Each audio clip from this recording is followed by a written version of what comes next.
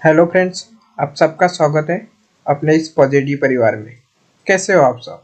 आज के वीडियो में हम MFN 009 यानी रिसर्च मेथड एंड बायोस्टैटिस्टिक के प्रीवियस ईयर के न्यूमेरिकल सॉल्व करने वाले हैं। ये MFN 009 का पेपर टोटल 100 मार्क का होता है और 100 out of total 35 to 40 mark numerical के बेसिस पे आते हैं। और फ्रेंड, ये जो 8 न्यूमेरिकल है ना, वो एग्जाम में बहुत बार पूछे गए हैं।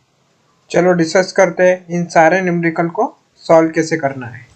Calculate the difference in attitude between male and female subject using chi-square test. ये क्वेश्चन जून 2020 एग्जाम में आया था और 15 मार्क के लिए क्वेश्चन पूछा गया था। इस chi-square टेस्ट को फ्रेंड आप दो मेथड से सॉल्व कर सकते हो।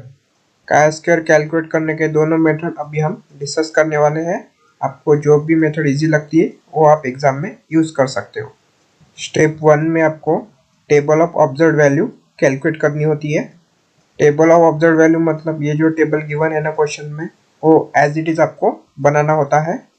इस टेबल में आपको एक टोटल का रो और एक टोटल का कॉलम बनाना होता है और उसके बाद सिंपली आपको यहाँ पे एडिशन करनी होती है। जैसे 7 + 9 कितना होता है? 16। उसके बाद 5 + 6 कितना होता है? 11। ये हो गई वर्टिकल एडिशन। अभी हमें हॉरिजॉन्टल एडिशन भी करनी है। जैसे 7 + 5 कितना होगा? 12। उसके बाद 9 + 6 कितना होगा? 15। उसके बाद फ्रेंड आपको ये टोटल है ना रो वाली, इसकी एडिशन करनी है। जैसे 16 + 11 कितना होगा? 27। और 12 + 15 कितना होगा? 27। इन दोनों की टोटलिंग फ्रेंड क्या आनी चाहिए? सेम आनी चाहिए। स्टेप 1 में सिंपली आपको क्या करना पड़ता है? टोटलिंग करनी पड़ती है। स्टेप 2 में आपको table of expected value calculate करना होता है।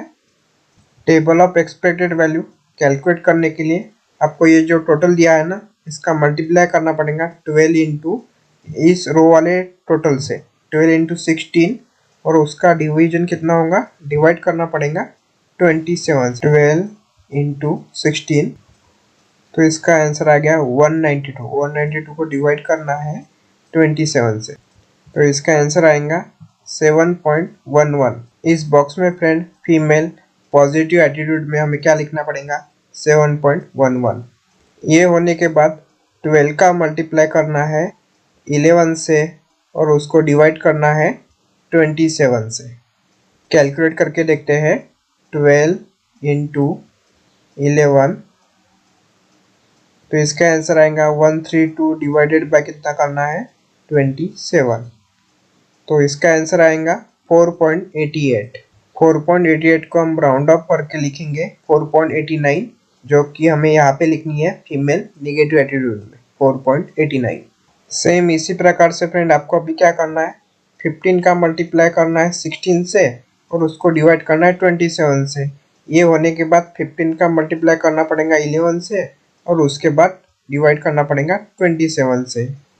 तो मेल पॉजिटिव एटीट्यूड की वैल्यू है हमारे पास 8.89 और मेल निगेटिव एटीट्यूड की वैल्यू है 6.11। टेबल ऑफ एक्सपेक्टेड वैल्यू आपने कैसे कैलकुलेट किया? यहाँ पे आपको ऐसे कैलकुलेट करके बताना पड़ेगा फ्रेंड, और एग्जाम में भी फ्रेंड आपको ऐसा पूरी स्टेप ऐसे लिखनी पड़ेगी। ये होने के बाद हमें chi-square का फार्मूला लिखना होता है। chi-square का क्या फार्मूला है? Summation in bracket o minus E square upon E. o मतलब होता है ऑब्जर्व वैल्यू और e मतलब होता है एक्सपेक्टेड वैल्यू। ये होने के बाद स्टेप 3 में हमें कैलकुलेशन करना पड़ेगा एक्स स्क्वायर का यानी chi-square का। इसके लिए फ्रेंड आपको एक टेबल बनाना पड़ेगा और टेबल में आपको 5 कॉलम बनाने पड़ेंगे। जैसे पहला कॉलम होगा ऑब्जर्व वैल्यू, जिसे ओ बोलेंगे, एक्सपेक्टेड वैल्यू ई, उसके बाद ओ माइनस ई मतलब observe value minus expected value, उसके बाद observe value minus expected value का स्क्वायर, उसके बाद observe value minus expected value का square upon expected value. Observe value मतलब ये वैल्यू क्वेश्चन में ही गिवन होती है, वही आपको एज इट इज यहाँ पे लिखनी होती है। ये 4 ऑब्जर्व वैल्यू है, जैसे 7, 5, 9 और 6। ये सारी वैल्यू अभी हम ऑब्जर्व वैल्यू के कॉलम में लिख लेते हैं। इसके बाद इन सब की आपको क्या करनी पड़ती है? टोटलिंग करनी पड़ती है। जैसे 7 + 5 12, 12 + 9 21, 21 प्लस 6 27। ये होने के बाद फ्रेंड अभी हमें एक्सपेक्टेड वैल्यू लिखनी होती है। एक्सपेक्टेड वैल्यू हमने स्टेप 2 में कैलकुलेट की थी। तो टेबल ऑफ एक्सपेक्टेड वैल्यू कौन कौन सी है? 7.11, 4.89, 8.89 और 6.11। एक्सपेक्टेड वैल्यू की भी फ्रेंड अभी हमें क्या करनी है? एडिशन करनी है। इसकी भी एडिशन फ्रेंड 27 होनी चाहिए। तो कैलकुलेट करके देखते हैं कि इसका आंसर 27 आता है कि नहीं। 7.11 प्लस 4.89 प्लस 8.89 प्लस 6.11। तो फ्रेंड 27, इसका भी आंसर 27 आ गया है। तो एक्सपेक्टेड वैल्यू में अभी हम 27 लिख लेते हैं। ये होने के बाद नेक्स्ट कॉलम में हमें क्या बात बोल रहे हैं? ओ माइनस सी, मतलब observe value minus expected value हमें सब्सट्रैक्शन करना होता है। जैसे 7 माइनस 7.11, 7 माइनस 7.11 का आंसर आ गया माइनस 0.11। उसके बाद फ्रेंड नेक्स्ट कॉलम में बोल रहे हैं कि ऑब्जर्व माइनस एक्सपेक्टेड वैल्यू का स्क्वायर, मतलब माइनस 0.11 का हमें क्या करना है? स्क्वायर करना है।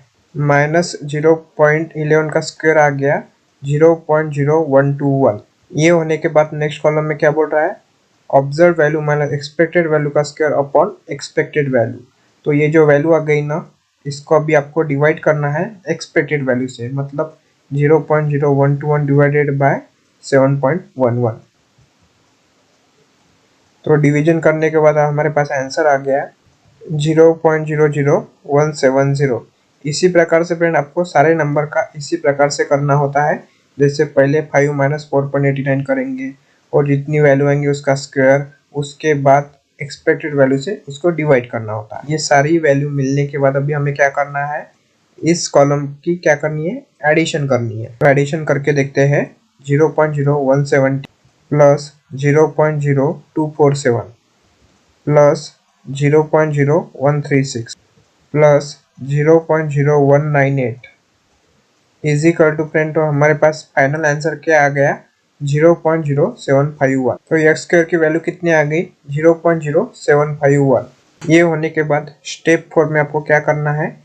टेस्टिंग द नल हाइपोथेसिस, मतलब number of degrees of freedom हमें कैलकुलेट करना होता है। तो इसका क्या फार्मूला है? r-1 और c-1। तो r मतलब क्या होता है? रो होता है, और c मतलब क्या होता है? कॉलम होता है। तो इसका क्या मतलब है? जैसे ये क्वेश्चन में हमें एक कॉलम गिवन था, इसमें से रो कौन सा है? देखो, रो मतलब ये हॉरिजेंटल लाइन होती है। तो फीमेल की एक रो हो गई और मेल की एक रो हो गई, मतलब रो कितने हमारे पास? 2 रो है। और कॉलम मतलब क्या होता है? Vertical line. तो यहाँ पे कॉलम कितने हमारे पास? एक पॉजिटिव एटीट्यूड का एक कॉलम है और एक निगेटिव एटीट्यूड का कॉलम है। मतलब कॉलम कितने हैं? 2 है। और रो कितने हैं? 2 है। अभी हमको सिंपली ये वैल्यू फॉर्मूला में पुटअप करनी है। वैल्यू पुटअप करने के बाद हमारे पास आंसर आएगा 1 आएगा। जैसे 2 माइनस 1 1 और इंटू 2 माइनस 1 1, 1 इंटू 1 कितना आता है? 1 है। तो डिग्री ऑफ फ्रीडम की वैल्यू हमारे पास कितनी है? 1 है। ये होने के बाद आपको इस वैल्यू को टेबल वैल्यू से कंपेयर करना होता है कि ये रिजेक्ट हुआ, नल हाइपोथेसिस की एक्सेप्ट हुआ। ये देखने के लिए आपको टेबल देखना पड़ेगा। और ये टेबल फ्रेंड आपके यहाँ जो MFN9 का बुक है ना, उसके पीछे आपको ये टेबल देखने को मिल जाएगा। फ्रेंड अगर आप MFN9 का PDF ओपन करोगे तो 277 पेज पे ये टेबल आपको देखने को मिल जाएगा। अभी फ्रेंड हमें कैसे कैलकुलेट करना है? जैसे डिग्री ऑफ फ्रीडम हमारा कितना आ गया? डिग्रीज ऑफ फ्रीडम है 1 है, ठीक है। तो यहाँ पे देखो डिग्री ऑफ फ्रीडम 1 यहाँ पे है। इसमें से अभी हमें 0.05 और 0.01 की वैल्यू लेनी होती है। जैसे देखो यहाँ पे काफ़ी सारे नंबर दिए हुए हैं, तो 0.05 यहाँ पे है और डिग्री ऑफ फ्रीडम 1, इसकी वैल्यू कितनी है? 3.841 और 0.01 की कितनी है? 6.635। तो ये दोनों वैल्यू अभी हमें कैलकुलेट करनी है chi स्क्वायर से। और फ्रेंड एग्जाम में ये टेबल आप अपने साथ लेके जा सकते हो। हमने अभी जो टेबल वैल्यू की वैल्यू फाइंड की ना, वो यहाँ पे आपको लिखना होता है। जैसे 3.841 0.05 लेवल के लिए था और 0.01 लेवल के लिए कितना? 6.635। और टेबल वैल्यू को हम बोलते हैं क्रिटिकल वैल्यू, और कैलकुलेटेड वैल्यू मतलब chi स्क्वायर की वैल्यू रहती है, उसे हम क्या बोलते हैं? Computed value. तो टेबल वैल्यू यहाँ पे कितनी है 3.841 एंड 6.635 और ये जो 0.0751 है वो हमने यहाँ पे कैलकुलेट की थी। कंप्यूटेड वैल्यू मतलब होता है काय स्क्वायर की वैल्यू। तो काय स्क्वायर की वैल्यू कैलकुलेटेड वैल्यू छोटी है ना टेबल वैल्यू से। जब भी ऐसी सिचुएशन आती है फ्रेंड की टेबल वैल्यू बड़ी होती है कैलकुलेटेड वैल्यू से या फिर काय स्क्वायर वैल्यू से, तब हम ऐसा इंटरप्रेट करते हैं कि null hypothesis cannot be rejected. This indicates that there is no relation between gender and attitude toward based on distribution at 0.05 and 0.01 level of significance. यहाँ पे कैलकुलेटेड वैल्यू छोटी है इसलिए हमने ऐसा लिखा कि null hypothesis cannot be rejected। और सपोज फ्रेंड ये जो काय स्क्वायर की वैल्यू है ना इसका आंसर आता सपोज 10 आता, ठीक है। तो अगर 10 आता तो हमारी कैलकुलेटेड वैल्यू मतलब काय स्क्वायर की वैल्यू क्या होती बड़ी होती। किससे बड़ी होती टेबल वैल्यू से होती। तो ऐसे सिचुएशन में हम ऐसा लिखते हैं कि null hypothesis can be rejected. लेकिन इस क्वेश्चन में फ्रेंड टेबल वैल्यू बड़ी है और कैलकुलेटेड वैल्यू छोटी है, इसलिए हमने ऐसा इंटरप्रेट किया कि null hypothesis can not be rejected. Friend ऐसा अगर आप स्टेप बाय स्टेप लिखोगे तो आपको यहाँ पे 15 आउट ऑफ 15 मार्क मिल सकते हैं। फ्रेंड ये हो गई first method chi square test solve करने की। अभी हम डिस्कस करने वाली है second method chi square test solve करने की। सेकंड मेथड में भी आपको ये टोटलिंग वाला टेबल बनाना पड़ेगा जो हमने फर्स्ट मेथड में बनाया था, बस इसमें कुछ आपको चेंजेस करने पड़ेंगे।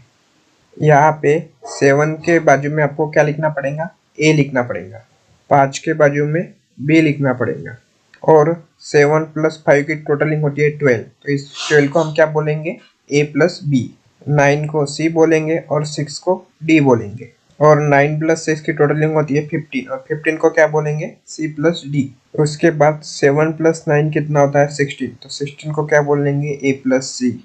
उसके बाद 5 + 6 कितना होता है 11, उसको क्या बोलेंगे बी प्लस डी। और 27 मतलब ग्रैंड टोटल हो गई, उसे हम n से डिनोट करते हैं। 2 × 2 कंटिजेंसी काय स्क्वायर कैलकुलेट करने का ये फार्मूला होता है। फार्मूला का क्या है एक्स स्क्वायर जिसे हम काय स्क्वायर बोलते हैं इज इक्वल टू n मतलब होता है grand total in bracket AD - BC का square upon in bracket A + B into in bracket C + D into A + C into B + D। इन सबकी friend अभी हमें क्या करनी है वैल्यू पुटअप करनी है। तो n कितना है हमारा 27, तो यहाँ पे अभी हम 27 लिख लेते हैं। उसके बाद क्या है AD - BC का स्क्वायर, A मतलब क्या है 7 है, तो 7 × 6 माइनस 7 × 6 माइनस 5 × 9।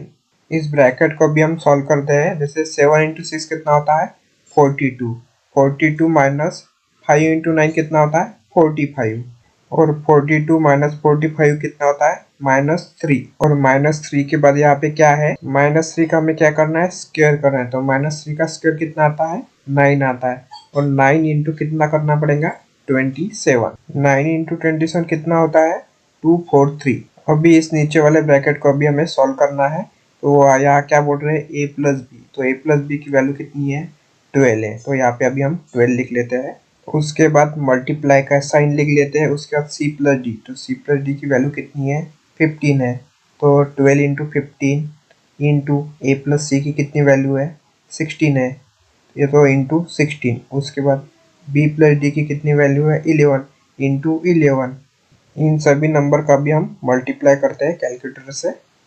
12 × 15 इंटू 16 इंटू 11, तो इसका आंसर आ गया 31,680। अभी हमें क्या करना है 243 को डिवाइड करना है 31,680 से।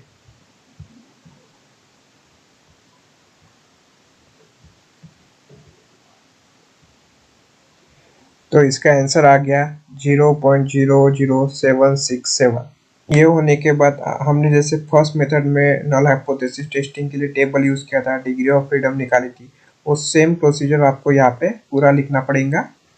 और फ्रेंड देखो पहले मेथड में हमारा आंसर क्या आया था, फर्स्ट मेथड में आंसर था 0.00751 और सेकंड मेथड में आंसर आया 0.00767। इन दोनों मेथड से आप कोई भी मेथड से आप एग्जाम में सॉल्व करोगे ना तो आपको फुल मार्क मिल सकते हैं। फ्रेंड बस आपको इतना ध्यान रखना है कि पूरी स्टेप लिखनी है, बस यहाँ तक आकर छोड़ मत देना। ये test null hypothesis, degree of freedom, accept हुआ कि रिजेक्ट हुआ, ये सब आपको लिखना पड़ेगा। नेक्स्ट न्यूमेरिकल है sample of 500 adolescent girls with mean score is 95 and standard deviation is 25. Compute the standard error of mean. इस क्वेश्चन में सैंपल की साइज कितनी है 500 है, तो इसे हम क्या बोलेंगे लार्जर सैंपल बोलेंगे। लार्जर सैंपल क्यों बोलेंगे, क्योंकि जब भी सैंपल की साइज 30 से ज़्यादा होती है, 30 से ज़्यादा होती है तो इसे हम क्या बोलते हैं लार्जर सैंपल बोलते हैं, और 30 से कम होती है तो उसे बोलते हैं स्मॉलर सैंपल। अभी क्वेश्चन में जो जो गिवन है ना वो अभी हम एज इट इज़ यहाँ पे लिख लेते हैं। जैसे सैंपल कितना है हमारे पास 500 का है, तो सैंपल के लिए हम n से डिनोट करेंगे, n is equal to 500 with mean score is 95, तो m इज इक्वल टू 95। और उसके बाद स्टैंडर्ड डिविएशन कितना है 25 है, तो स्टैंडर्ड डिविएशन को हम डिनोट करते हैं s पॉइंट d से और सिग्मा से, तो s पॉइंट d कितना है हमारे पास 25। उसके बाद हमें फाइंड क्या करना है compute the standard error of mean. Standard error of mean को हम डिनोट करेंगे SEM। अभी फ्रेंड हमें स्टैंडर्ड एरर मीन का फॉर्मूला लिखना है और उसमें वैल्यू पुटअप करके सिंपली आंसर निकालना है। तो स्टैंडर्ड एरर मीन का क्या फॉर्मूला है, standard error of mean for larger sample, standard error of mean is equal to, इसे हम बोलेंगे सिग्मा बोलेंगे, sigma upon under root n। Simply friend इसकी वैल्यू अभी यहाँ पुटअप करनी है। स्टैंडर्ड डिविएशन सिग्मा की वैल्यू है 25 अपॉन अंडर रूट n कितना है, n नंबर ऑफ ऑब्जर्वेशन 500 है, तो 500 का अंडर रूट, 500 का अंडर रूट निकालने के बाद आंसर आ जाता है 22.36। तो 25 को डिवाइड करना है 22.36 से, डिवाइड करने के बाद आंसर आ जाएगा 1.11। लास्ट में ऐसा हम लिखेंगे standard error of mean is equal to 1.11। तो फ्रेंड ये क्वेश्चन 3 या फिर 5 मार्क के लिए एग्जाम में पूछा जा सकता है। फ्रेंड बहुत ही इजी है न्यूमेरिकल, बस फ्रेंड आपको क्या करना है फॉर्मूला याद रखना है। ये हो गया लार्जर सैंपल के लिए। अभी हम डिस्कस करते हैं स्मॉलर सैंपल के लिए कैसे कैलकुलेट करना है। Sample of 16 adolescent girl with mean score is 100 and standard deviation is 24. Compute the standard error of mean. यहाँ पे देखिए सैंपल कैसे हमारा स्मॉलर है, 30 से कम वाला नंबर है, इसलिए इसे हम क्या बोलेंगे स्मॉलर सैंपल। अभी जो क्वेश्चन में गिवन है ना हम एज इट इज यहाँ पे लिख लेते हैं। जैसे सैंपल को हम किससे डिनोट करते हैं n से, तो n इज इक्वल टू 16। उसके बाद मीन स्कोर कितना है 100, m इज इक्वल टू 100। उसके बाद है स्टैंडर्ड डिविएशन, तो स्टैंडर्ड डिविएशन की वैल्यू कितनी है 24, s point d is equal to 24। और हमें फाइंड आउट क्या करना है compute the standard error of mean, मतलब standard error of mean calculate करना है, SEM में कैलकुलेट करना है। Standard error of mean for larger sample and for smaller sample, दोनों का फॉर्मूला लगभग सेम होता है, बस स्मॉलर सैंपल में थोड़ा सा डिफरेंस होता है। तो क्या डिफरेंस है वो अभी हम देखते हैं। Standard error of mean is equal to s upon under root n। तो s मतलब क्या होता है स्टैंडर्ड डिविएशन होता है। ये हो गया स्मॉलर सैंपल के लिए। और लार्जर सैंपल के लिए हमने क्या यूज किया था फ्रेंड, देखिए लार्जर सैंपल के लिए हमने यहाँ पे यूज किया था सिग्मा। सिंपली अभी क्या करना है इस फार्मूला में वैल्यू पुटअप करनी है। जैसे स्टैंडर्ड डिविएशन का क्या है 24 है, अंडर रूट n मतलब कितना 16 का अंडर रूट लेना है। नेक्स्ट स्टेप में फ्रेंड हमने यहाँ पे सिंपली वैल्यू पुटअप कर दी है। अभी क्या करना है 24 और अंडर रूट 16 का अंडर रूट निकालना है। 16 का अंडर रूट निकालने के बाद हमारे पास आंसर आ जाएगा 4। उसके बाद क्या करना है 24 को डिवाइड करना है 4 से, डिवाइड करने के बाद आंसर आ जाएगा 6। लास्ट में हम ऐसा लिखेंगे standard error mean is equal to 6। इसी तरह से फ्रेंड आपको ये स्मॉलर सैंपल और लार्जर सैंपल का सॉल्व करना है। नेक्स्ट न्यूमेरिकल है 8 females and 6 males enrolled in MFN course and obtained the following score. Calculate the significance of difference between the mean score of the female and the male. Friend जब भी question में ऐसा पूछा जाए calculate the significant difference between mean score of the two group. जैसे कि दो group कौन से, एक फीमेल और एक मेल है, तो समझ लेना कि आपको कौन सी टेस्ट यूज करनी है, टी टेस्ट यूज करनी है। और एक क्वेश्चन दिसंबर 2016 में पूछा गया था और ये 10 मार्क के लिए क्वेश्चन पूछा गया था। चलो डिस्कस करते हैं इस न्यूमेरिकल को सॉल्व कैसे करना है। फीमेल को हम यहाँ पे x1 वेरिएबल बोलेंगे और मेल को x2 वेरिएबल। यहाँ पे आपको दो टेबल बनाने पड़ेंगे। फर्स्ट सैंपल रहेगा यहाँ पे फीमेल के लिए जिसे हम x1 बोलेंगे और सेकंड सैंपल रहेगा मेल के लिए जिसे हम बोलेंगे x2। और हर एक टेबल में आपको 4 कॉलम बनाने पड़ेंगे। तो x1 मतलब क्या होता है, फीमेल। फीमेल का जो भी स्कोर है ना इस पे अभी हम लिख लेंगे और मेल का जो भी स्कोर है यहाँ पे हम टाइप कर लेंगे। फीमेल और मेल का स्कोर लिखने के बाद आपको क्या करना है, ये जो फीमेल का वेरिएबल है, फीमेल का स्कोर है ना, उसकी आपको सिंपली टोटलिंग करनी है। ये x1 वेरिएबल की टोटल है 364। उसके बाद हमें देखना है कि x1 वेरिएबल में टोटल ऑब्जर्वेशन कितने हैं, मतलब कितने नंबर है x1 में। जैसे 1 2 3 4 5 6 7 और 8। तो यहाँ पे n1 इज इक्वल टू हम क्या लिखेंगे, 8 लिखेंगे। अभी हमें x1 वेरिएबल का क्या निकालना है, मीन निकालना है। तो मीन का क्या फॉर्मूला है, total upon number of observation, मतलब m1 is equal to 364 divide by 8। तो आंसर आ जाएगा 45.5। तो मीन 1 की वैल्यू कितनी है, 45.5। तो फ्रेंड यहाँ पे देखिए सेकंड कॉलम m1 में आपको क्या लिखना है, सारे नंबर पे आपको लिखना है 45.5। ये होने के बाद नेक्स्ट कॉलम में हमें निकालना है स्मॉल x1। तो स्मॉल x1 कैसे निकालेंगे, जो ये वैल्यू है 30 उसको माइनस करना है 45.5 से। 30 माइनस 45.5, तो इसका आंसर आ गया -15.5। x1 की वैल्यू निकालने के बाद हमें क्या करना है, इसका स्क्वायर करना है, मतलब -15.5 का स्क्वायर। स्क्वायर करने के बाद आंसर आएगा 240.25। नेक्स्ट नंबर देखते हैं। नेक्स्ट नंबर क्या है, 42 है। 42 को माइनस करना है 45.5 से। 42 माइनस 45.5, तो आंसर आ गया -3.5। और -3.5 का स्क्वायर करने के बाद आंसर आ जाएगा 12.25।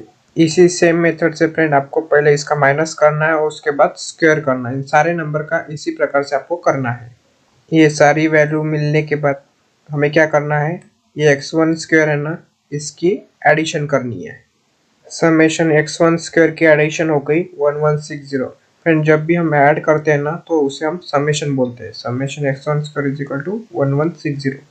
सेम इसी तरह से फ्रेंड हमारा जो सेकंड सैंपल है मेल का, उसकी भी पहले एडिशन करनी है, नंबर ऑफ ऑब्जर्वेशन निकालना है, मीन निकालना है, उसका सब्सट्रैक्शन करना है और उसके बाद उसका स्क्वायर निकालना है और स्क्वायर की एडिशन करनी है। ये सब टोटलिंग होने के बाद हमें स्टैंडर्ड डिविएशन और सिग्मा कैलकुलेट करना होता है। स्टैंडर्ड डिविएशन और सिग्मा का क्या फार्मूला है, अंडर रूट में summation x1 square plus summation x2 square divided by n1 minus 1 plus n2 minus 1।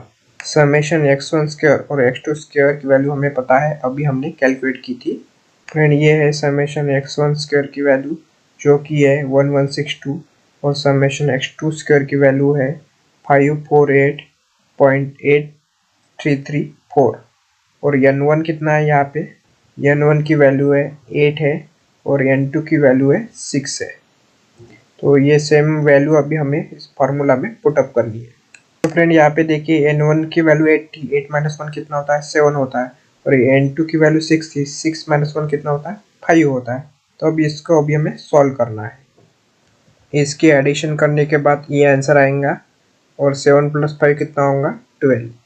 ये होने के बाद नेक्स्ट स्टेप में आपको क्या करना है, इन दोनों को डिवाइड करना है और डिवाइड करने के बाद आंसर आ जाएगा 142.40। अभी 142.40 का आपको क्या करना है, अंडर रूट निकालना है।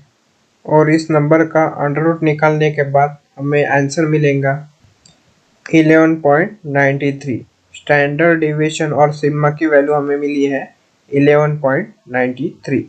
ये होने के बाद हमें ये फार्मूला यूज करना है, sigma D is equal to sigma under root n1 plus n2 upon n1 into n2।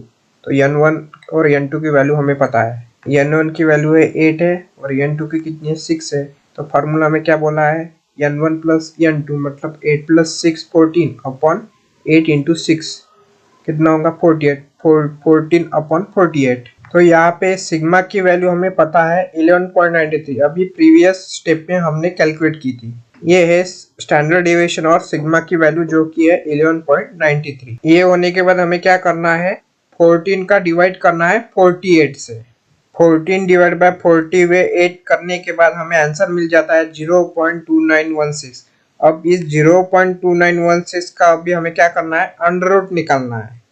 Under root निकालने के बाद हमें आंसर मिलता है 0.54। ये होने के बाद हमें क्या करना है, 11.93 जो कि वैल्यू है सिग्मा की, उसको मल्टीप्लाई करना है 0.54 से। तो हमारा आंसर आ जाएगा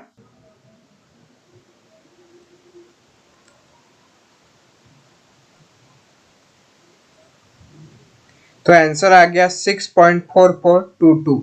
तो यहाँ पे सिग्मा डी की वैल्यू हमें मिल गई है 6.4422। ये होने के बाद हमें टी टेस्ट का फॉर्मूला यहाँ पे यूज करना होता है। तो टी टेस्ट का क्या फॉर्मूला है, T is equal to m1 minus m2 upon sigma D. Sigma D की वैल्यू अभी हमने कैलकुलेट की थी और m1 माइनस m2 क्या होता है वो हमने शुरुआत में ही कैलकुलेट किया था। मीन 1 और मीन 2 का अभी क्या करना है, हमें सब्सट्रैक्शन करना है और उसको डिवाइड करना है सिग्मा डी से। तो फ्रेंड m1 की कितनी वैल्यू है 45.5 और m2 की है 46.83। सिंपली अभी ये वैल्यू हमें इस फार्मूला में पुट अप करनी है।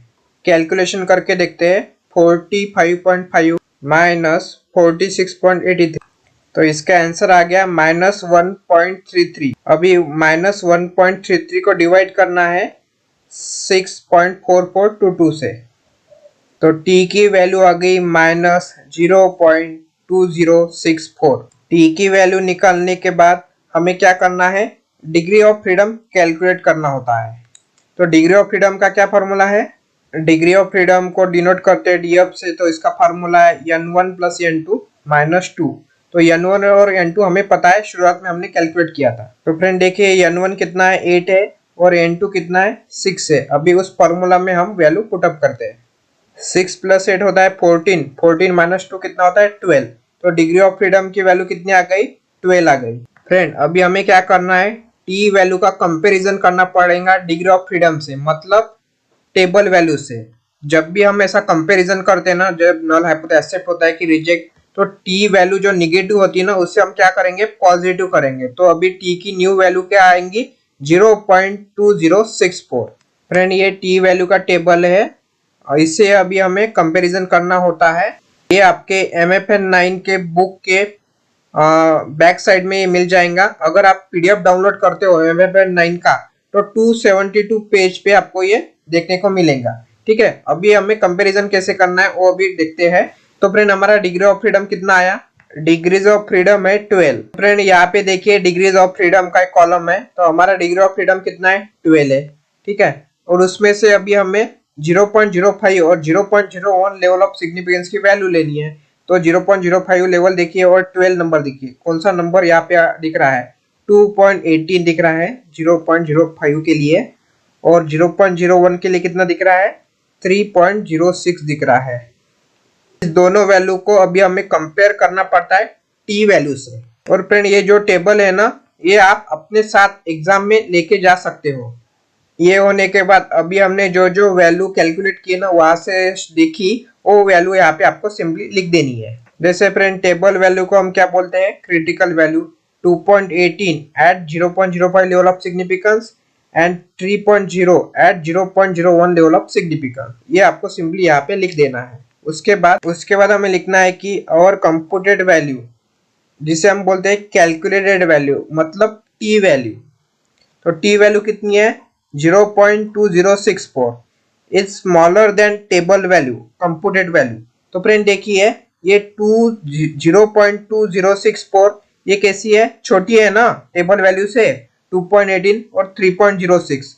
जब भी ऐसी सिचुएशन आती है टेबल वैल्यू बड़ी होंगी कैलकुलेटेड वैल्यू से मतलब टी वैल्यू से, तब हम क्या बोलेंगे, it is not significant therefore null hypothesis can not be rejected. इसके अपोजिट फ्रेंड, सपोज ये टी की वैल्यू 4 आती, सपोज 4 आती, तो हम कैसा इंटरप्रेट करते हैं, अगर 4 आती तो कैलकुलेटेड वैल्यू यहाँ पे बड़ी होती और टेबल वैल्यू कैसी होती, छोटी होती, तो हम ऐसा बोलते हैं कि we can reject null hypothesis. लेकिन इस क्वेश्चन में क्या है, टी की वैल्यू छोटी है 0.2064 और टेबल वैल्यू बड़ी है जो कि है 2.18 और 3.6, इसलिए हम ऐसा बोलेंगे hence it is not significant therefore null hypothesis can not be rejected. इसी तरह से आप स्टेप बाय स्टेप लिखते हो तो आपको 10 आउट ऑफ 10 मार्क मिल सकते हैं।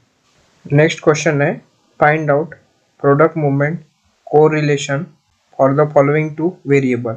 और एक क्वेश्चन जून 23 में आया हुआ क्वेश्चन है, 20 मार्क के लिए क्वेश्चन पूछा गया था।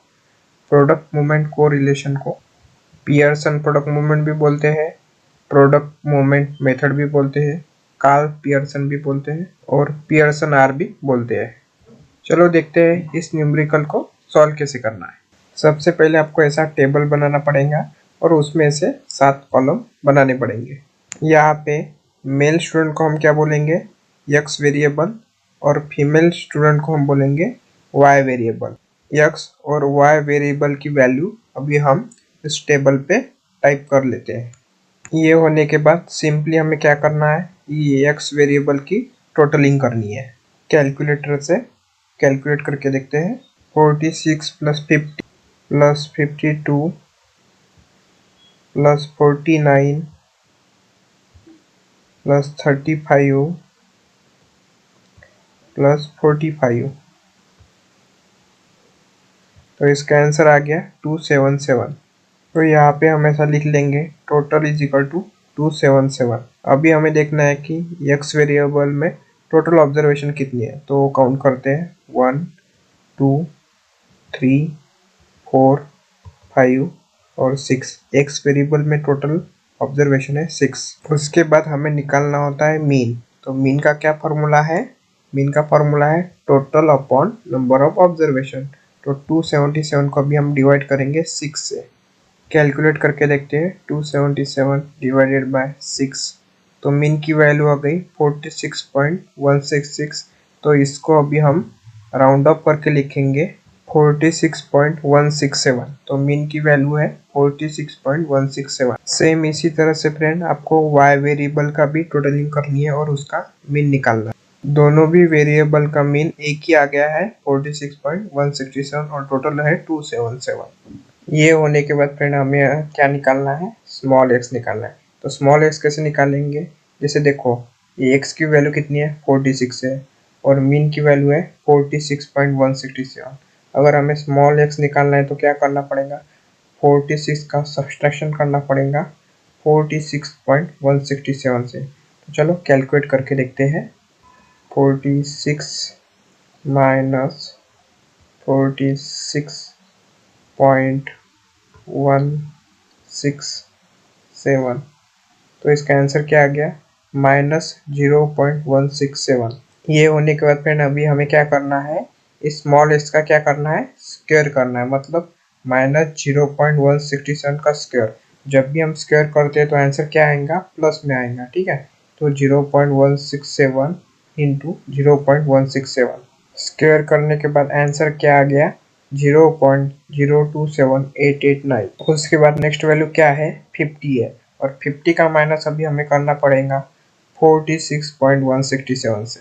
50 माइनस 46.167, तो आंसर क्या आ गया 3.833।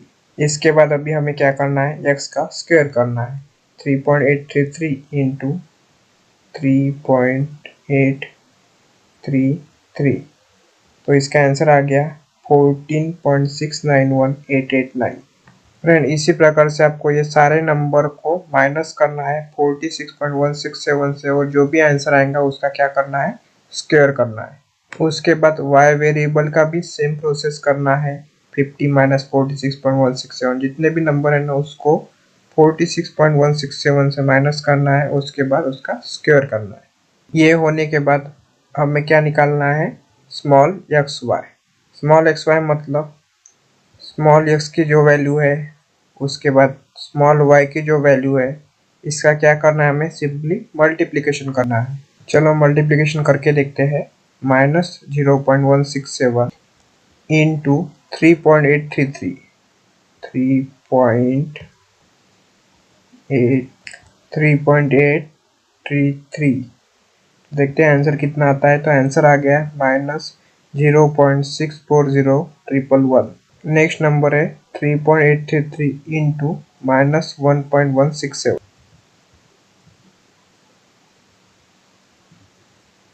तो इसका आंसर आ गया -4.473111।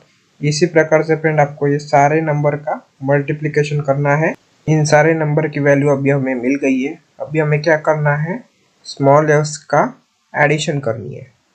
तो स्मॉल एक्स वेरिएबल पे फोकस करिए। तो यहाँ पे देखिए कुछ नंबर पॉजिटिव है और कुछ नंबर निगेटिव है। तो इसे आसान करने के लिए हम क्या करेंगे, पहले जितने भी पॉजिटिव नंबर है ना उसकी एडिशन करेंगे, फिर जो निगेटिव नंबर है उसकी एडिशन करेंगे, ठीक है। तो पहले हम एडिशन करेंगे 3 नंबर की, 3.833, 5.833 और 2.833।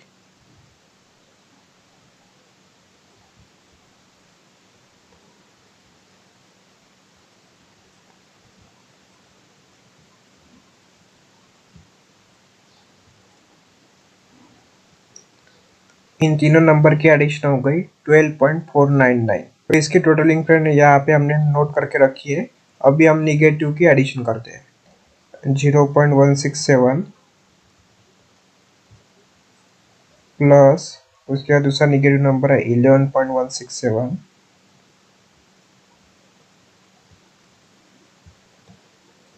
उसके बाद है 1.167 प्लस 1.167।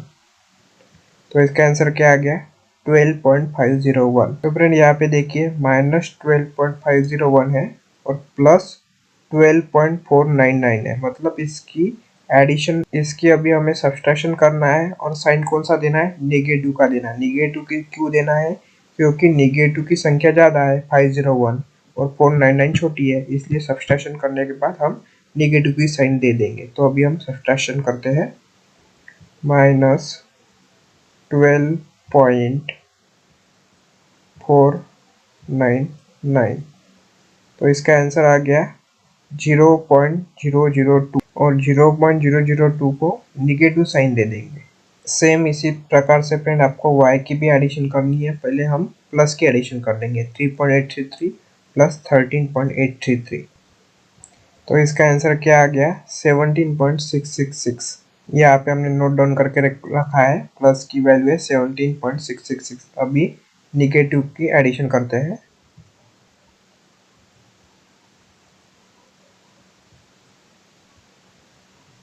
तो इसकी वैल्यू आ गई 17.668, ये माइनस में है। 17.668 माइनस 17.666, तो इसका क्या आंसर आता है, तो आंसर आ गया 0.002, और उसको हम निगेटिव की साइन दे देंगे। इसी प्रकार से फ्रेंड आपको ये तीनों वेरिएबल की एडिशन करनी है, जैसे समेशन स्क्वायर की एडिशन, समेशन वाई स्क्वायर की एडिशन और समेशन एक्स वाई की एडिशन यहाँ पे आपको लिख देनी है। समेशन एक्स स्क्वायर की वैल्यू है 182.8334, समेशन वाई स्क्वायर की एडिशन है 332.883334, उसके बाद समेशन एक्स वाई की एडिशन है 79.8334। उसके बाद फ्रेंड आपको पियर्सन प्रोडक्ट मूवमेंट का फॉर्मूला लिखकर आंसर निकालना होता है। वैसे पियर्सन प्रोडक्ट मूवमेंट निकालने के लिए दो फार्मूले होते हैं। दोनों फार्मूले अभी हम डिस्कस करने वाले हैं। जो भी फार्मूला आपको इजीएस्ट लगता है वो आप एग्जाम में यूज कर सकते हो। तो अभी देखते हैं फर्स्ट मेथड, ठीक है। तो आर मतलब होता है Pearson correlation coefficient is equal to summation X Y under root summation X square into Y square. अभी हमको क्या करना है, इस फॉर्मूला में वैल्यू पुटअप करनी है। तो समेशन एक्स वाई की वैल्यू हमें पता है कितनी है, ये वैल्यू आपको यहाँ पे लिखना है। उसके बाद समेशन एक्स स्क्वायर की वैल्यू कितनी है 182.8334 और उसके बाद वाई स्क्वायर की वैल्यू कितनी है 332.8334। इसका आपको क्या करना है, मल्टीप्लिकेशन करना है।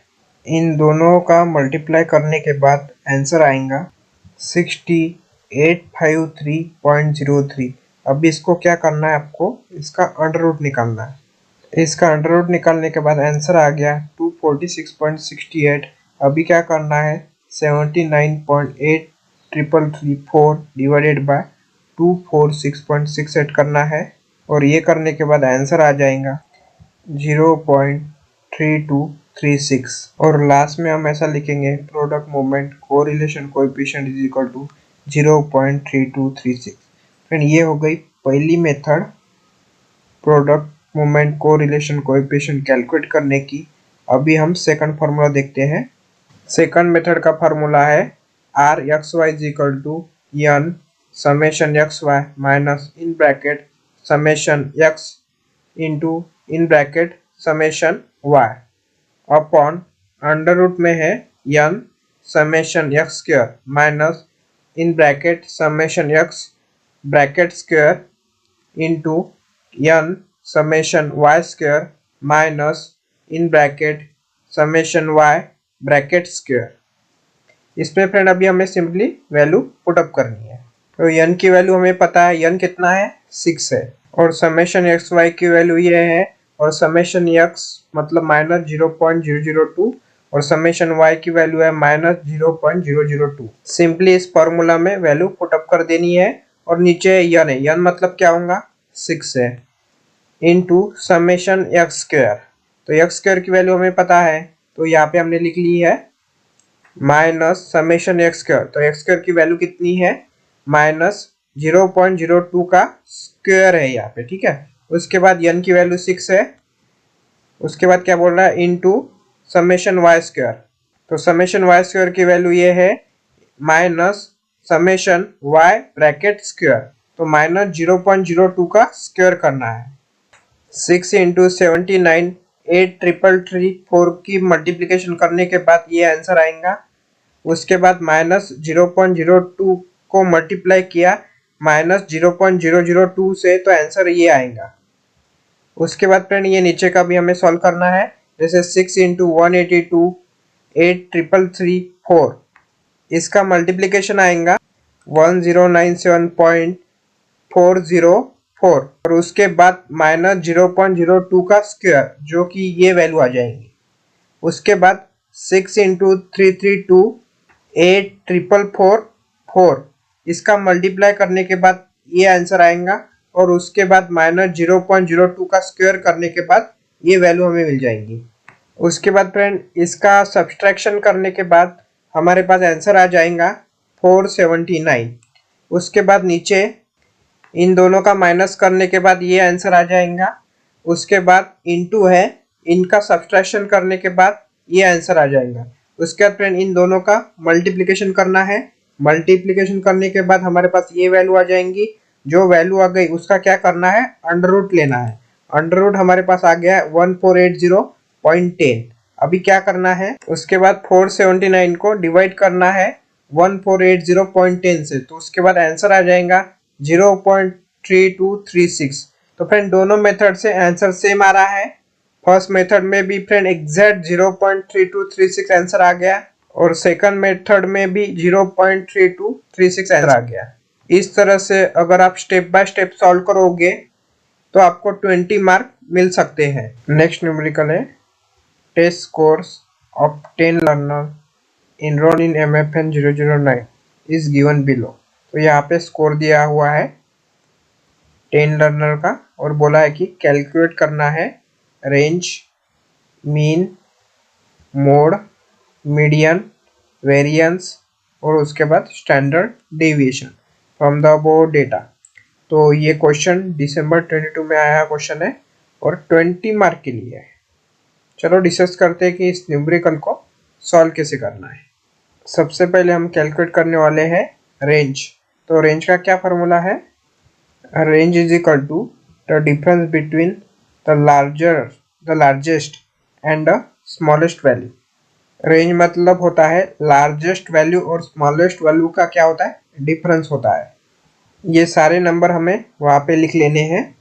तो फ्रेंड ये ऑब्जर्वेशन है, इसमें आपको देखना है कि सबसे लार्जेस्ट नंबर कौन सा है। तो यहाँ पे सबसे लार्जेस्ट नंबर दिख रहा है 50, ठीक है। तो यहाँ पे हम लिख लेते हैं largest value is equal to 50। और स्मॉलेस्ट नंबर कौन सा है? सबसे स्मॉलेस्ट नंबर। सबसे स्मॉलेस्ट नंबर यहाँ पे दिख रहा है, वो है 12 है, ठीक है। तो यहाँ पे अभी हम लिख लेंगे smallest value is equal to 12। ये दोनों वैल्यू हमें मिल गई है, लार्जेस्ट और स्मॉलेस्ट वैल्यू। अभी ये रेंज का क्या फॉर्मूला है? Difference between largest and smallest value. तो यहाँ पे वैल्यू पुटअप करके हमें आंसर निकालना है। तो लार्जेस्ट वैल्यू कितनी है? 50 है। स्मॉलेस्ट वैल्यू कितनी है? 12 है। तो रेंज का आंसर क्या आएगा? 38। तो लास्ट में हम ऐसा लिखेंगे range is equal to 38। Range होने के बाद हमें क्या कैलकुलेट करना है? मीन कैलकुलेट करना है। तो मीन का क्या फॉर्मूला है? Mean formula for ungroup data. अब ये अनग्रुप डेटा क्या होता है, इसे अभी हम समझते हैं। फ्रेंड जैसे देखो, ये अभी हमारा एक क्वेश्चन है, तो इसमें से ये अनग्रुप डेटा है। अनग्रुप डेटा क्यों बोला गया है? क्योंकि यहाँ पे कॉमा दिया हुआ है, मतलब सिंगल सिंगल डिजिट है। जब भी सिंगल सिंगल डिजिट होते हैं ना, उसे हम क्या बोलते हैं? Ungroup data. अगर फ्रेंड ये ऑब्जर्वेशन इस प्रकार से होते हैं तो हम इस नंबर को क्या बोलते हैं? ग्रुप डेटा बोलते हैं। लेकिन यहाँ पे नंबर कैसे है? सिंगल सिंगल डिजिट, जैसे 40 के बाद कॉमा है, 36 के बाद कॉमा है, 29 के बाद कॉमा है, 14 के बाद कॉमा है। इसलिए हम इसे बोलते हैं अनग्रुप डेटा। तो फ्रेंड ये फॉर्मूला होता है मीन का अनग्रुप डेटा का, m is equal to summation x upon n. यहाँ पे यम का मतलब होता है मीन होता है, इस समेशन का मतलब होता है सम ऑफ, यक्स का मतलब होता है ऑब्जर्वेशन, और यन का क्या मतलब होता है? Total number of observation. Exam में भी फ्रेंड आपको ये सब लिखना पड़ेगा। जो जो वैल्यू हमें क्वेश्चन में गिवन है वो सब आपको यहाँ पे लिखना है। तो फ्रेंड सारी वैल्यू यहाँ पे हमने लिख लिया है और उसके बाजू में प्लस की साइन देनी है और डिवाइडेड बाय यन। यन मतलब नंबर ऑफ ऑब्जर्वेशन। तो यहाँ पे कितने ऑब्जर्वेशन है? तो ये ऑब्जर्वेशन है 10 है, इसलिए इसकी एडिशन होंगी, उसको डिवाइड करना है 10 से। तो इसका आंसर आएगा 311 और उसको क्या करना है? Divide by 10। और डिवाइड करने के बाद आंसर आ जाएगा 31.1। तो लास्ट में हम ऐसा लिखेंगे मीन की वैल्यू है 31.1। मीन होने के बाद हमें कैलकुलेट करना है मोड। ये मोड क्या होता है, कैसे कैलकुलेट करना होता है? मोड मतलब जो भी वैल्यू सबसे ज्यादा बार रिपीट होती है उसे हम क्या बोलते हैं? मोड बोलते हैं। The most frequently awkward value in the data set. तो फ्रेंड ये हमारे पास ऑब्जर्वेशन है और यहाँ पे आपको देखना है कि ऐसा कौन सा नंबर है वो एक से ज्यादा बार रिपीट हुआ है। यहाँ पे कोई भी नंबर एक से ज्यादा बार रिपीट नहीं हुआ, इसलिए यहाँ पे मोड नहीं है। इसलिए फ्रेंड हम नीचे ऐसा लिखेंगे mode is equal to no mode, all values are appeared at once. Suppose friend ये 39 है ना, 3 बार रिपीट होता या फिर 2 बार रिपीट होता तो हमारा मोड क्या होता? 39। इस ऑब्जर्वेशन में कोई भी नंबर एक से ज्यादा बार रिपीट नहीं हुआ, इसलिए हम ऐसा लिखेंगे no mode, all value are appeared at once. Mode होने के बाद हमें कैलकुलेट करना है मीडियन। मीडियन कैलकुलेट करने के लिए हमें जो ऑब्जर्वेशन दिए है ना क्वेश्चन में, उसे असेंडिंग ऑर्डर में अरेंज करना होता है। फ्रेंड ये देखो, ये हमारे ऑब्जर्वेशन है जो क्वेश्चन में गिवन है। असेंडिंग ऑर्डर मतलब क्या होता है? सबसे छोटा नंबर पहले नंबर पे आएगा। मतलब देखो 12 वाला पहले नंबर पे आएगा, फिर 14 वाला, ऐसे लेके आपको सारे नंबर को असेंडिंग ऑर्डर में अरेंज करना है। फ्रेंड यहाँ पे हमने असेंडिंग ऑर्डर में अरेंज कर लिया है। अभी हमें ये चेक करना है कि ये टोटल ऑब्जर्वेशन ऑड है कि इवन है। ऑड मतलब जिससे 2 से डिवाइड नहीं होता और इवन मतलब जिससे 2 से डिवाइड होता है। तो टोटल नंबर ऑफ ऑब्जर्वेशन क्या है? 10 है और 10 को 2 से डिवाइड होता है, इसलिए ये ऑब्जर्वेशन क्या है? इवन है। ऑड नंबर और इवन नंबर उसका मीडियन कैलकुलेट करने के लिए दो अलग अलग मेथड होते हैं। पहले हम इवन नंबर का देखने वाले। फॉर इवन ऑब्जर्वेशन एमडी मतलब क्या होता है, मीडियन होता है। तो उसका क्या फॉर्मूला है, the value of N divide by twoth item plus the value of N divide by two plus one divided by to.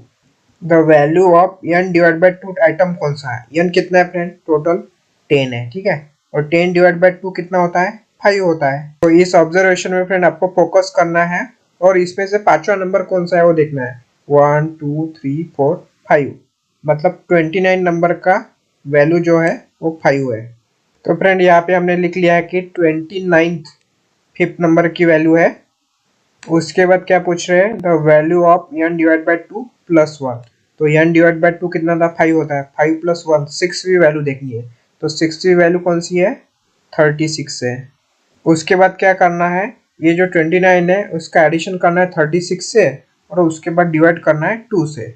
Calculate करके देखते हैं, 29 प्लस 36, तो इसका आंसर आ गया 65 और 65 को डिवाइड करना है 2 से। तो आंसर क्या आ गया, 32.5। तो मीडियन की वैल्यू आ गई हमारे पास 32.5। फ्रेंड ये जो फार्मूला हमने यूज किया यहाँ पे वो इवन नंबर के लिए था, मतलब यहाँ पे 10 नंबर थे इसलिए ये यूज किया। अगर ऑड नंबर होता, सपोज यहाँ पे और एक नंबर होता कोई भी 56 होता सपोज, तो ये नंबर कितने होते, 11 हो जाते। तो यहाँ पे हम कौन सा फॉर्मूला यूज करते, ऑड ऑब्जर्वेशन के लिए ये फार्मूला है n plus one divide by two. मतलब n कितना यहाँ पे 11 हो जाएगा, 11 प्लस वन कितना होगा 12, और 12 को डिवाइड बाई टू करने के बाद आंसर क्या आएगा, 6 आएगा। तो यहाँ से 6वां नंबर कौन सा है, 1 2 3 4 5 6। तो हमारा मीडियन कितना आ जाता, 36 आ जाता। ये दोनों फार्मूले आपको याद रखने हैं, एग्जाम में कुछ भी पूछा जा सकता है। इवन ऑब्जर्वेशन के लिए भी पूछा जा सकता है या फिर ऑड ऑब्जर्वेशन के लिए भी पूछा जा सकता है। यहाँ पे हमारा मीडियन का आंसर है 32.5। मीडियन होने के बाद हमें कैलकुलेट करना है वेरिएंस एंड स्टैंडर्ड डेविएशन। पहले हम स्टैंडर्ड डेविएशन कैलकुलेट करेंगे, उसके बाद वेरिएंस कैलकुलेट करेंगे।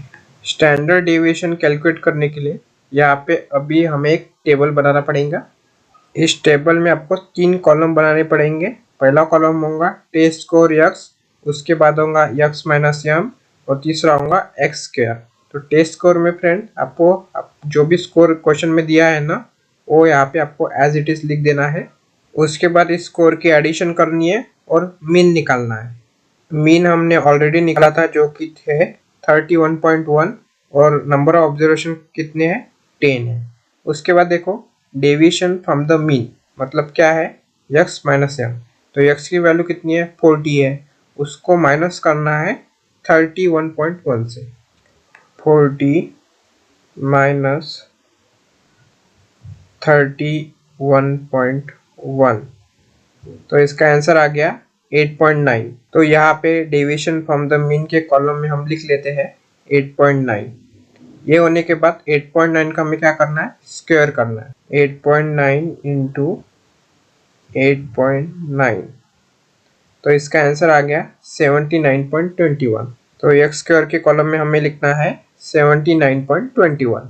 नेक्स्ट नंबर है 36। 36 को माइनस करना है 31.1 से। 36 माइनस 31.1, तो इसका आंसर आएगा 4.9। उसके बाद 4.9 का क्या करना है, स्क्वायर करना है। 4.9 इंटू 4.9, तो आंसर आ गया 24.01। फ्रेंड इसी तरह से आपको पहले इस नंबर से जो वैल्यू होंगी ना टेस्ट स्कोर की, उसको 31.1 से माइनस करना है, उसके बाद उसका स्क्वायर करना। ऐसे सारे नंबर का आपको इसी प्रकार से करना है।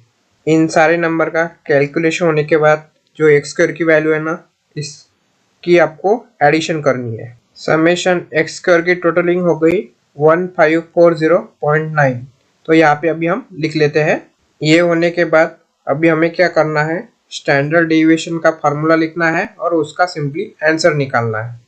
स्टैंडर्ड डेविएशन का ये फार्मूला है, स्टैंडर्ड डेविएशन जिसे हम क्या बोलते हैं, sigma. Sigma is equal to under root summation X square upon N. Summation X square की वैल्यू हमें पता है 1540.9 और एन की वैल्यू है 10। सिंपली इस फॉर्मूला में वैल्यू पुटअप करनी है। ये होने के बाद आपको क्या करना है, 1540.9 को डिवाइड करना है 10 से, डिवाइडेड बाय 10। तो इसका आंसर आएगा 154.09। उसके बाद 154.09 का क्या निकालना है, अंडर रूट निकालना है। अंडर रूट निकालने के बाद हमारे पास आंसर आएगा 12.413। तो लास्ट में हम ऐसा लिखेंगे, standard deviation is equal to 12.413। अभी हमें निकालना है वेरिएंस। तो वेरिएंस निकालना बहुत ही इजी है फ्रेंड।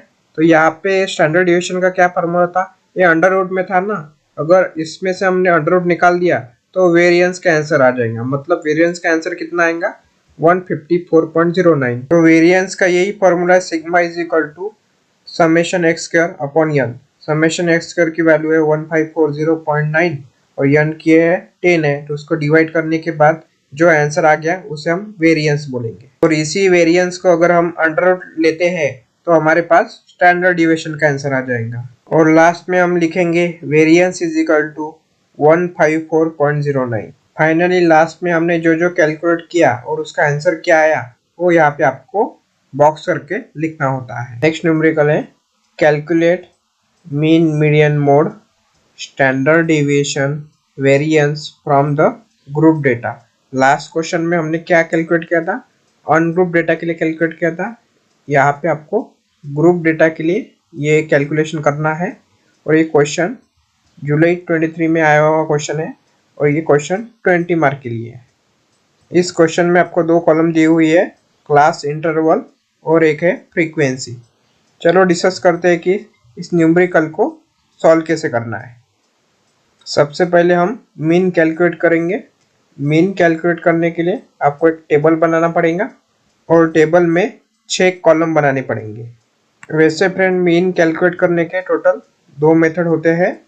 तो पहले हम पहली मेथड देखेंगे, उसके बाद नेक्स्ट वाली मेथड देखेंगे। फ्रेंड जो जो क्वेश्चन में गिवन है ना वो हम उस टेबल में लिख लेंगे। जैसे 2 कॉलम हमको गिवन है, क्लास इंटरवल और फ्रीक्वेंसी। क्लास इंटरवल और फ्रीक्वेंसी यहाँ पे हमने टाइप कर लिया है। तो फ्रेंड यहाँ पे अभी आपको फोकस करना है क्लास इंटरवल पे। तो यहाँ पे नंबर देखिए 35, 39, 30, 34, 25, 29, 20, 24, 15, 90 और 10, 14। इसमें आपको ये देखना है कि इसमें गैप है क्या, मतलब गैप कैसा, देखो जैसे 35, 39 हो गया, उसके बाद 30, 34 है और 34 और 35 के बीच में एक का गैप है, ठीक है। उसके बाद नेक्स्ट नंबर है 24 और 25 के बीच में एक का गैप है। उसके बाद 19 और 20 में एक का गैप है। उसके बाद 14 और 15 में एक का गैप है। ऐसा अगर एक एक का गैप होता है तो आपको एक और कॉलम बनाना पड़ेगा जिसका नाम है exact unit of class interval. इस कॉलम में आपको क्या करना होता है, ये जो गैप है ना उसको फुलफिल करना होता है, मतलब आपको गैप निकालना होता है। गैप निकालने के लिए आपको क्या करना पड़ेगा, इस 35 को -0.5 से सब्सट्रैक्ट करना पड़ेगा और ये जो 39 है उसको 0.5 से ऐड करना पड़ेगा। कैलकुलेट करके देखते हैं, 35 -0.5, तो इसका आंसर आ गया 34.5। और उसके बाद जो दूसरा नंबर है 39 वाला, 39 को प्लस करना पड़ेगा 0.5 से, तो नया नंबर आ गया 39.5। तो इसके जगह हम क्या लिखेंगे, 34.5 और 39.5। सेम मेथड से फ्रेंड इन सारे नंबर को आपको ऐसा ही करना है। जैसे 30 - 0.5 कितना आएगा, 29.5 और 34 + 0.5 कितना आएगा, 34.5।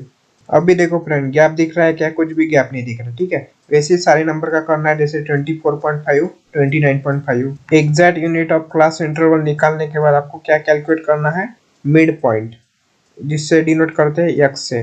तो मिड पॉइंट कैसे कैलकुलेट करना है, जैसे देखो पहला फ्रेंड जो गिवन था हमें क्वेश्चन में क्लास इंटरवल, इसको देखो 35 और 39, इन दोनों की फ्रेंड आपको क्या करना है, एडिशन करना है और डिवाइडेड बाय क्या करना है, 2 करना है।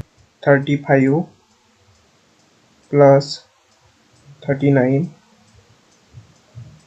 तो ये हो गया 74 और 74 डिवाइडेड बाय 2 कितना आएगा, 37, तो मिड पॉइंट क्या आएगा 35 39 का 37। इसी तरह से आपको सारे नंबर का मिड पॉइंट निकालना है।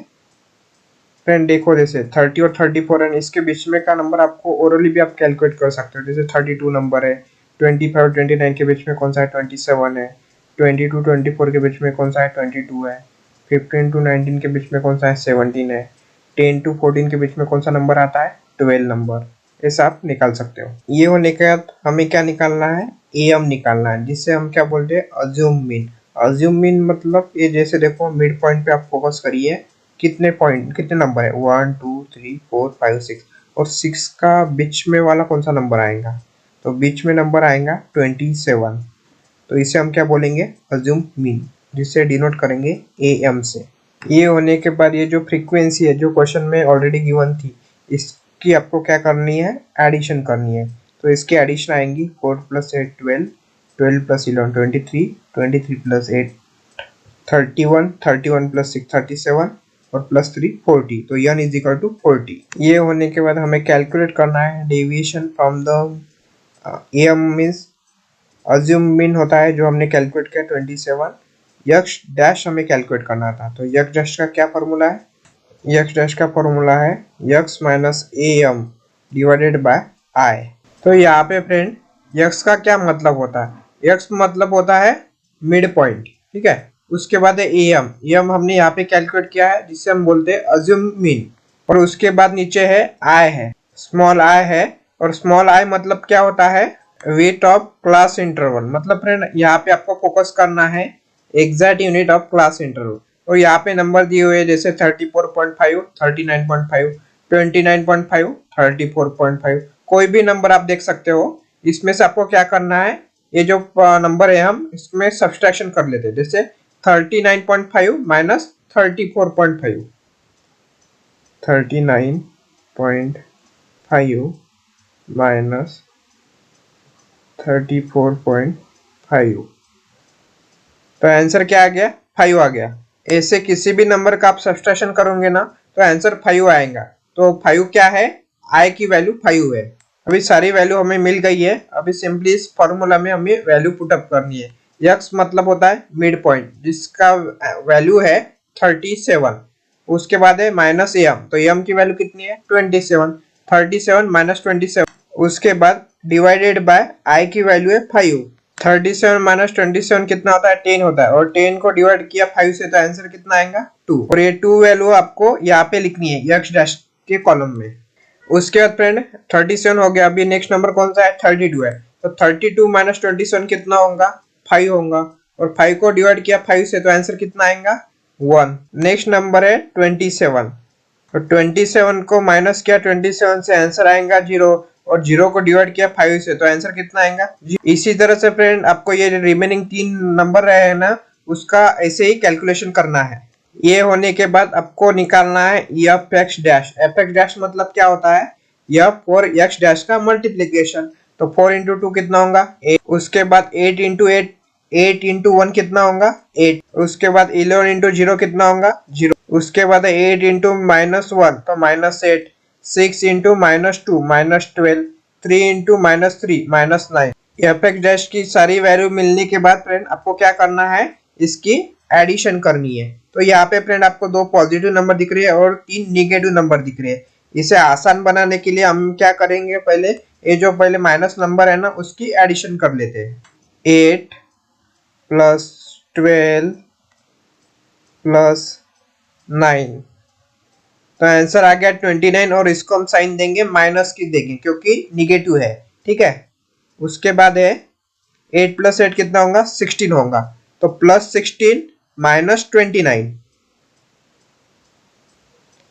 तो इसका आंसर आएगा फ्रेंड -13। तो समेशन एफ एक्स का आंसर आ गया -13। ये होने के बाद आपको फार्मूला लिखना है मीन का फॉर ग्रुप डेटा के लिए। तो फार्मूला है m = am plus summation F x dash upon n into i. और फिर नीचे आपको ऐसा बताना पड़ेगा कि इसका क्या मतलब होता है। जैसे m मतलब होता है मीन होता है, am मतलब होता है अज्यूम मीन, x मतलब होता है mid point score, x dash मतलब होता है deviation from the mean, n मतलब होता है total number of observation, I मतलब होता है width of the class interval. M जैसे उसे बोलते हैं अज्यूम मीन, तो अज्यूम मीन कितना था हमारा, अज्यूम मीन की वैल्यू थी 27, आई की वैल्यू है 5 है और एफ एक्स डैश की वैल्यू है -13। इन सब की वैल्यू फ्रेंड यहाँ पे अभी हम लिख लेते हैं, जिससे कैलकुलेशन करने के लिए आसानी हो जाएंगी। अभी सिंपली इस फॉर्मूला में वैल्यू पुटअप करते हैं। जैसे एम की वैल्यू है 27 है, प्लस एफ एक्स डैश की वैल्यू है -30 अपॉन यन की वैल्यू कितनी है 40 इंटू आई की वैल्यू कितनी है 5। इसे अभी हम सॉल्व करते हैं। तो पहले हम 27 एज इट इज ऐसे कैसे रखेंगे, -13 अपॉन 14 का डिवीजन करते हैं। डिवीजन करने के बाद आंसर आएगा -0.325। उसके बाद इंटू 5 भी एज इट इज हम वैसे के वैसे रख देंगे। ये होने के बाद आपको क्या करना है, 0.325 इंटू 5 करना है, इंटू 5। तो इसका आंसर आएगा -1.625। ये होने के बाद 27 माइनस 1.625 करना है, 27 माइनस 1.625। तो इसका आंसर आएगा 25.375। तो लास्ट में हम ऐसा लिखेंगे, mean is equal to 25.375। Friend ये हो गई फर्स्ट मेथड मीन कैलकुलेट करने की। अभी हम डिस्कस करने वाले सेकंड मेथड मीन कैलकुलेट करने की। सेकंड मेथड में आपको एक टेबल बनाना पड़ेगा और टेबल में 4 कॉलम बनाने पड़ेंगे। तो फ्रेंड फर्स्ट मेथड में हमने ये 3 कॉलम बनाए थे, बट चौथा कॉलम आपको ये डिफरेंटली बनाना पड़ता है। तो फ्रेंड सिंपली यहाँ पे हम फर्स्ट मेथड में जो जो वैल्यू हमने लिखा था ना टेबल में, वो यहाँ पे हम लिख लेते हैं। फ्रेंड यहाँ पे हमने क्लास इंटरवल का कॉलम लिया है। जैसे फर्स्ट मेथड में हमने क्या किया था, इसको माइनस किया था, लेकिन यहाँ पे माइनस वाला नहीं करना है। क्वेश्चन में जो क्लास इंटरवल गिवन है वही आपको यहाँ पे लेना है, ठीक है। उसके बाद क्या करना है आपको, ये फ्रीक्वेंसी की एडिशन 40 हो जाती है, उसका मिड पॉइंट हो गया। और उसके बाद f इंटू एक्स मतलब क्या करना है, सिंपली इसका मल्टीप्लीकेशन करना है, 4 इंटू 37। तो इसका आंसर आएगा 148। ऐसे सारे नंबर का फ्रेंड आपको क्या करना है, मल्टीप्लीकेशन करना है। मल्टीप्लीकेशन करने के बाद आपको सिंपली इसकी क्या करनी है, एडिशन करनी है। तो इसकी एडिशन होंगी 1015, summation F X is equal to 1015। इसके बाद फ्रेंड हमें सिंपली वैल्यू पुटअप करके आंसर निकालना है। तो मीन कैलकुलेट करने का क्या फॉर्मूला है, mean is equal to X dash is equal to summation F X upon summation F. तो समेशन एफ एक्स की वैल्यू पता है हमें 1015 और समेशन एफ की वैल्यू कितनी है 40 है। तो इन दोनों का क्या करना है, डिवीजन करना है। डिवीजन करने के बाद आंसर आ जाएगा 25.375।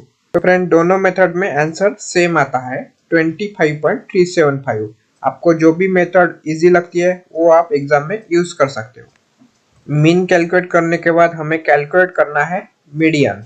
मीडियन कैलकुलेट करने के लिए हमें एक टेबल बनाना पड़ेगा। टेबल में 3 कॉलम बनाने पड़ेंगे। जैसे फ्रीक्वेंसी का टेबल क्वेश्चन में गिवन होता है और एग्जैक्ट क्लास इंटरवल का टेबल हमने मीन में निकाला था, ठीक है। अभी हमें एक तीसरा कॉलम बनाना पड़ता है जिसका नाम है क्यूमुलेटिव फ्रीक्वेंसी, जिसे हम एफ से डिनोट करते हैं। उसके बाद क्या करना है, इस फ्रीक्वेंसी की फ्रेंड आपको एडिशन करनी है जो कि होंगी 40, ठीक है। तो सबसे पहले कॉलम में क्यूमुलेटिव फ्रीक्वेंसी के कॉलम में आपको क्या लिखना है 40। क्यूमुलेटिव फ्रीक्वेंसी में हम यहाँ पे 40 लिख लेते हैं। उसके बाद फ्रेंड 40 का माइनस करना है इस 4 से, तो कितना आंसर आएगा 36। ये होने के बाद 36 का माइनस करना है 8 से, तो आंसर क्या आएगा 28।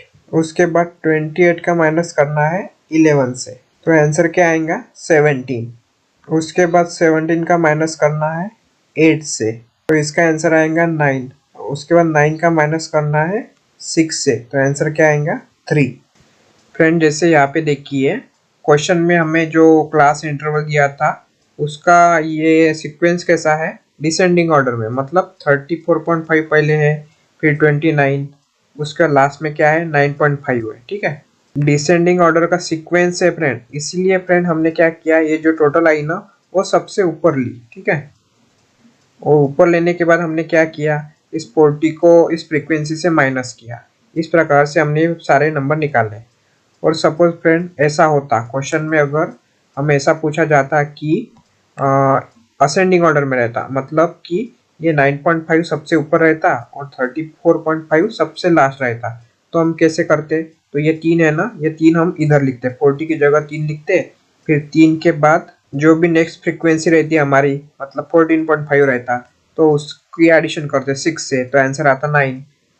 फिर 9 का एडिशन होता 8 से, तो आंसर आता 17।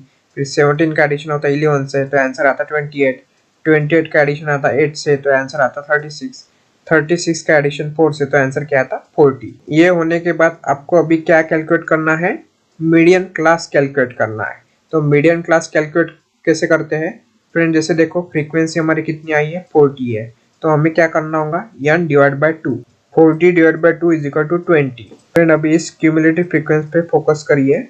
तो अभी आपको देखना है कि 20 से नियरेस्ट नंबर कौन सा है, तो 20 से नियरेस्ट नंबर आपको दिख रहा होगा 28। तो ये जिस रो में आता है ना, उसे हम क्या बोलेंगे, मीडियन क्लास। तो हमारा मीडियन क्लास आएगा 24.5, और उसमें भी लोएस्ट नंबर लेना है, तो लोएस्ट नंबर कौन सा है 24.5, और हाईएस्ट नंबर है 29.5। तो लोएस्ट नंबर रहेगा 24.5, जिससे हम डिनोट करेंगे यल से। तो मीडियन क्लास क्या है हमारा 24.5। और फ्रेंड इसकी जो फ्रीक्वेंसी आती है इसे हम क्या बोलेंगे, स्मॉल यप। ये होने के बाद हमें क्या निकालना है, क्यूमुलेटिव फ्रीक्वेंसी मतलब कैपिटल यप की वैल्यू निकालनी है। तो कैपिटल यप क्यूमुलेटिव फ्रीक्वेंसी वैल्यू कैसे निकालते हैं, जो भी हमारा ये मीडियन क्लास रहता है ना, जो है 24.5, उसके पहले का क्लास जो होता है ना, वो जो वैल्यू होती है जिसे हम क्यूमुलेटिव फ्रीक्वेंसी बोलते हैं। तो इसके पहले कौन सा है, कौन सा क्लास है, 19.5 आएगा, 29 नहीं आएगा, 24 से पहले, मतलब 24 से पहले क्या आता है 19.5, और उसकी क्यूमुलेटिव फ्रीक्वेंसी कितनी है 17 है। तो इसे हम क्या बोलेंगे, यप यानी क्यूमुलेटिव फ्रीक्वेंसी। तो फ्रेंड यहाँ पे हमें मीडियन क्लास की वैल्यू भी मिल गई, फ्रीक्वेंसी की भी वैल्यू मिल गई, क्यूमुलेटिव फ्रीक्वेंसी की भी वैल्यू मिल गई। अभी हमें सिंपली मीडियन के फार्मूला में वैल्यू पुटअप करके आंसर निकालना है। तो मीडियन का क्या फार्मूला है, median is equal to l plus in bracket n divide by 2 minus f upon f into i. I हमें पता है वेट ऑफ क्लास इंटरवल, जिसकी वैल्यू होंगी 5। उसके बाद फिर नीचे आपको यहाँ पे लिखना पड़ेगा n मतलब क्या होता है, जैसे lower limit of median class, n मतलब नंबर ऑफ ऑब्जर्वेशन, यप मतलब होता है cumulative frequency of median class, यप मतलब होता है frequency of the class preceding the median class, I मतलब होता है wait of the class interval. Friend ये जो वैल्यू हमें पता है ना, वो हम वहाँ पे लिख लेते हैं, मतलब कैलकुलेशन करने में हमें आसानी रहेगी। अभी सिंपली वैल्यू पुटअप करके आंसर निकालते हैं। तो यल की वैल्यू कितनी है 24.5। उसके बाद n डिवाइड बाई 2 की वैल्यू है 20 माइनस यप की वैल्यू है 17 डिवाइडेड बाई यप, और यप की वैल्यू कितनी है 11 और इंटू 5। तो इसे अभी हम सॉल्व करते हैं। तो 24.5 एज इट इज बेसिक वैसे लिख लेंगे इधर। 20 माइनस 17 कितना होता है 3, और 3 डिवाइडेड बाई 11 इंटू 5। ये होने के बाद नेक्स्ट स्टेप में हमें क्या करना है, 24.5 एज इट इज बेसिक वैसे लिख देना है, प्लस उसके बाद 3 इंटू 5 का क्या करना है, मल्टीप्लाई करना है, जो कि होगा 15 डिवाइडेड बाई 11। कैलकुलेट करके देखते हैं, 15 डिवाइडेड बाय 11, तो इसका आंसर आएगा 1.3636। कैलकुलेट करके देखते हैं, 24.5 प्लस 1.3636, तो इसका आंसर आ गया 25.8636। तो लास्ट में हम ऐसा लिखेंगे, median is equal to 25.8636। Median calculate करने के बाद हमें क्या कैलकुलेट करना है, मोड। मोड कैलकुलेट करने के लिए आपको एक टेबल बनाना पड़ेगा, और टेबल में 2 कॉलम बनाने पड़ेंगे, exact unit of class interval और दूसरा होगा फ्रीक्वेंसी। मोड मतलब क्या होता है, जो भी नंबर ज़्यादा रिपीट होता है उसे हम क्या बोलते हैं, मोड बोलते हैं। तो फ्रेंड यहाँ पे देखिए सबसे ज़्यादा फ्रीक्वेंसी कौन सी है, 11 है, तो इसे हम क्या बोलेंगे, मोड। तो यहाँ पे मोड का फार्मूला है हमारे पास, L plus F M minus F1 upon 2FM minus F1 minus F2 into I. अभी देखते हैं कि FM मतलब क्या होता है, F1 मतलब क्या होता है, और F2 मतलब क्या होता है। FM मतलब होता है फ्रीक्वेंसी ऑफ मॉडल क्लास। तो यहाँ पे फ्रीक्वेंसी कितनी है मॉडल क्लास की, जो ज़्यादा बार रिपीट होता है frequency, highest number of frequency is equal to modal class. तो हाईएस्ट फ्रीक्वेंसी 11 है, तो इसके सामने हम लिख लेंगे FM।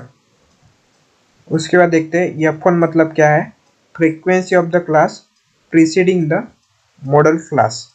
प्रीसीडिंग का मतलब होता है मॉडल क्लास के पहले का क्लास, उसे हम बोलेंगे F1। एंड यहाँ पे देखिए हमारा मॉडल क्लास कौन सा है, 24.5 29.5, ठीक है। उसके पहले का क्लास कौन सा आएगा, 19.5, और उसकी जो फ्रीक्वेंसी है 8, इसे हम क्या बोलेंगे, F1।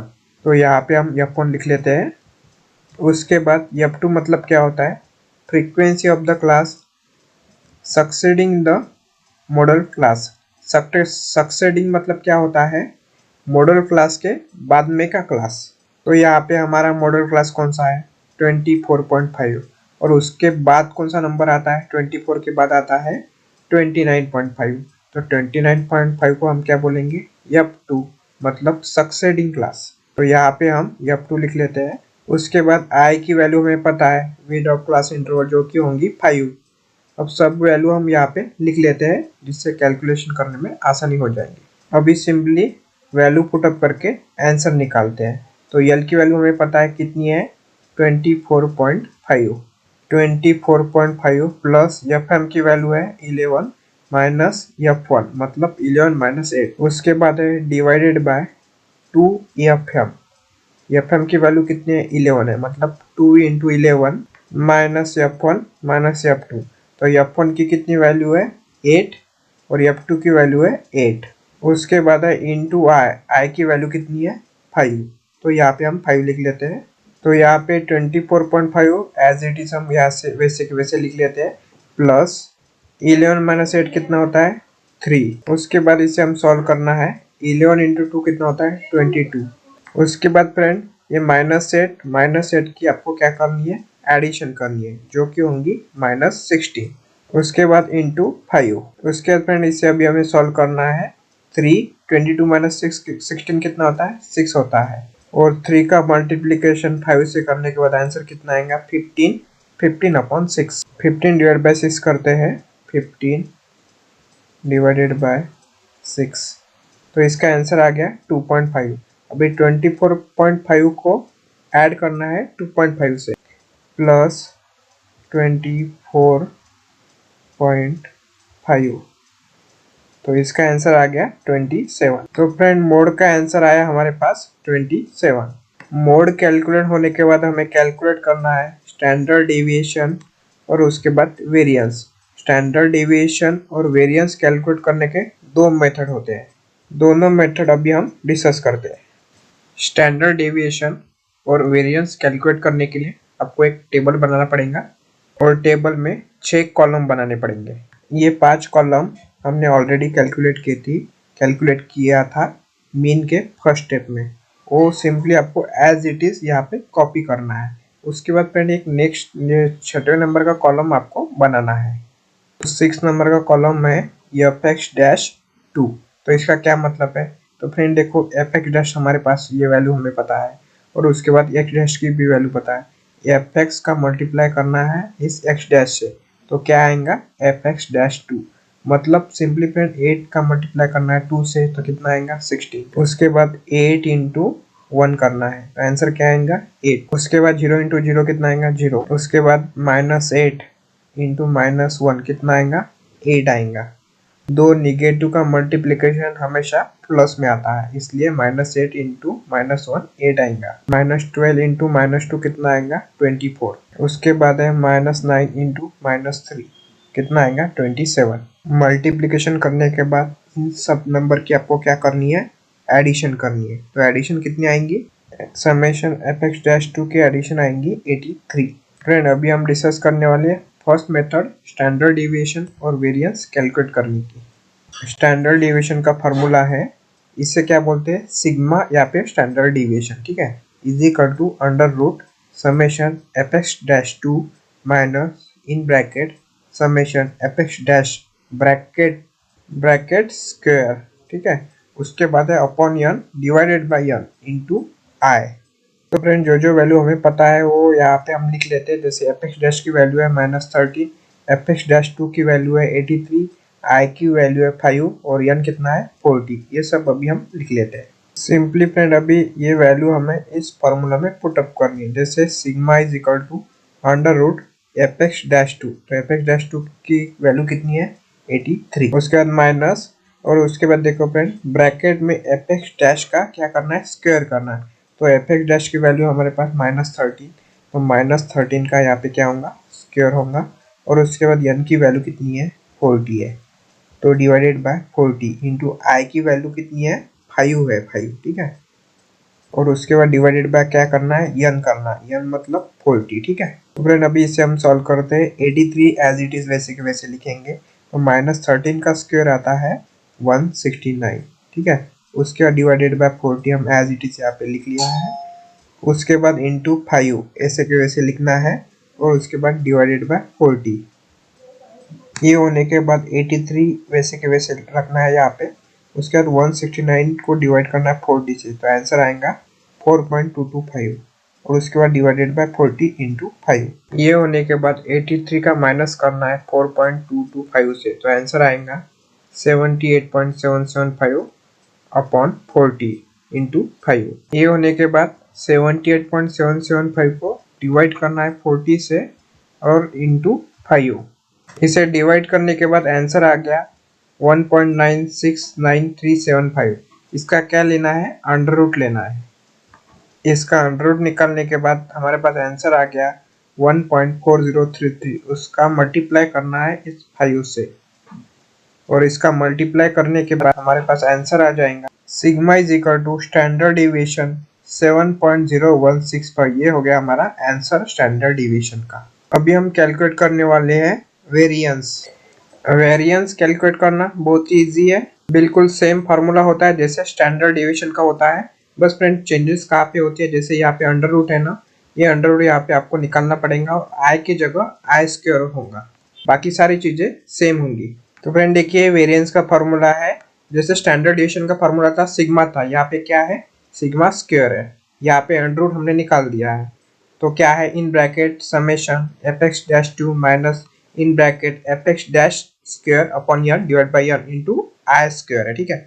ये चीजें सिंपली हमें वैल्यू पुटअप करनी है, और यहाँ पे फ्रेंड बस यहाँ पे 5 का स्क्वायर लेना है। 5 का स्क्वायर 25, 83 माइनस 4.225 डिवाइड बाई 40, तो आंसर आएगा 78.775 अपॉन 40 इंटू 25। डिवाइड करने के बाद आंसर आएगा 1.9693 इंटू 25। इसका मल्टीप्लाई करने के बाद आंसर आएगा 49.232। और फ्रेंड अगर हम वेरिएंस को अंडर रूट लगा दे, सपोज यहाँ पे हम अंडर रूट लगा देंगे, तो हमें कौन सा आंसर मिलेगा स्टैंडर्ड डिविएशन का। जैसे देखो फ्रेंड कैलकुलेट करके देखते हैं हम 49.232 का अंडर रूट, ठीक है। तो देखो कितना आ गया 7.0165। और फ्रेंड देखो स्टैंडर्ड डिविएशन का वही आंसर है 7.0165। बस स्टैंडर्ड डिविएशन और वेरिएंस में क्या डिफरेंस होता है, स्टैंडर्ड डिविएशन में हम अंडर रूट लगाते हैं और वेरिएंस में अंडर रूट निकाल देते हैं, बाकी सारे चीज़ें फार्मूले सेम होता है। बस फ्रेंड फार्मूला में बस यहाँ पे आई स्क्वायर होगा और यहाँ पे सिग्मा स्क्वायर होगा, बाकी सारी चीज़ें सेम होती है। ये हो गई फर्स्ट मेथड स्टैंडर्ड डिविएशन और वेरिएंस कैलकुलेट करने की। अभी हम डिस्कस करने वाले सेकंड मेथड स्टैंडर्ड डिविएशन और वेरिएंस कैलकुलेट करने की। फ्रेंड सेकंड मेथड कैलकुलेट करते वक्त हमने जो पहले मेथड में जो पूरा टेबल बनाया था ना, वो एज इट इज यहाँ पे आपको लिखना है। अभी देखते हैं कि सेकंड मेथड का क्या फार्मूला है। फार्मूला है sigma is equal to I divided by n under root में in bracket n into summation F x dash two minus in bracket summation F x dash bracket का square. अभी simply friend इस value को हमें put up करना है इस formula में।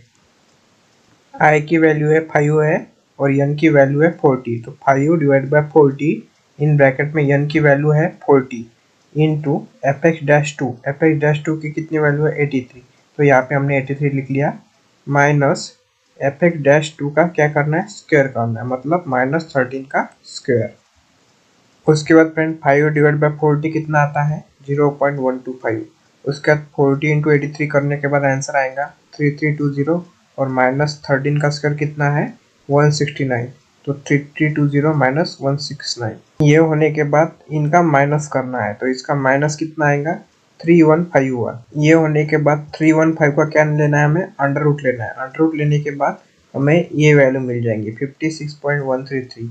उसके बाद क्या करना है 0.125 का मल्टीप्लाई करना है 56.133 से। मल्टीप्लाई करने के बाद हमारे पास आंसर आएगा 7.016, जिसे हम बोलेंगे सिग्मा। और स्टैंडर्ड डिवीजन की वैल्यू कितनी है 7.0166। फ्रेंड यहाँ पे देखो फर्स्ट मेथड में आंसर कितना आया था 7.0165 और सेकंड मेथड में क्या आया 7.0166। मतलब दोनों मेथड से आंसर सेम ही आता है। आप कोई भी मेथड एग्जाम में यूज कर सकते हो। ये हो गया स्टैंडर्ड डिवीजन के बारे में। अभी हम देखने वाले हैं कि वेरिएंस कैलकुलेट करने वाली सेकंड मेथड।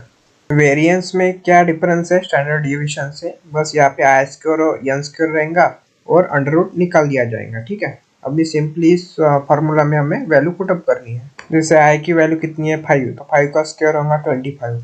एन की वैल्यू है 40, तो 40 का स्क्वायर होगा यहाँ पे।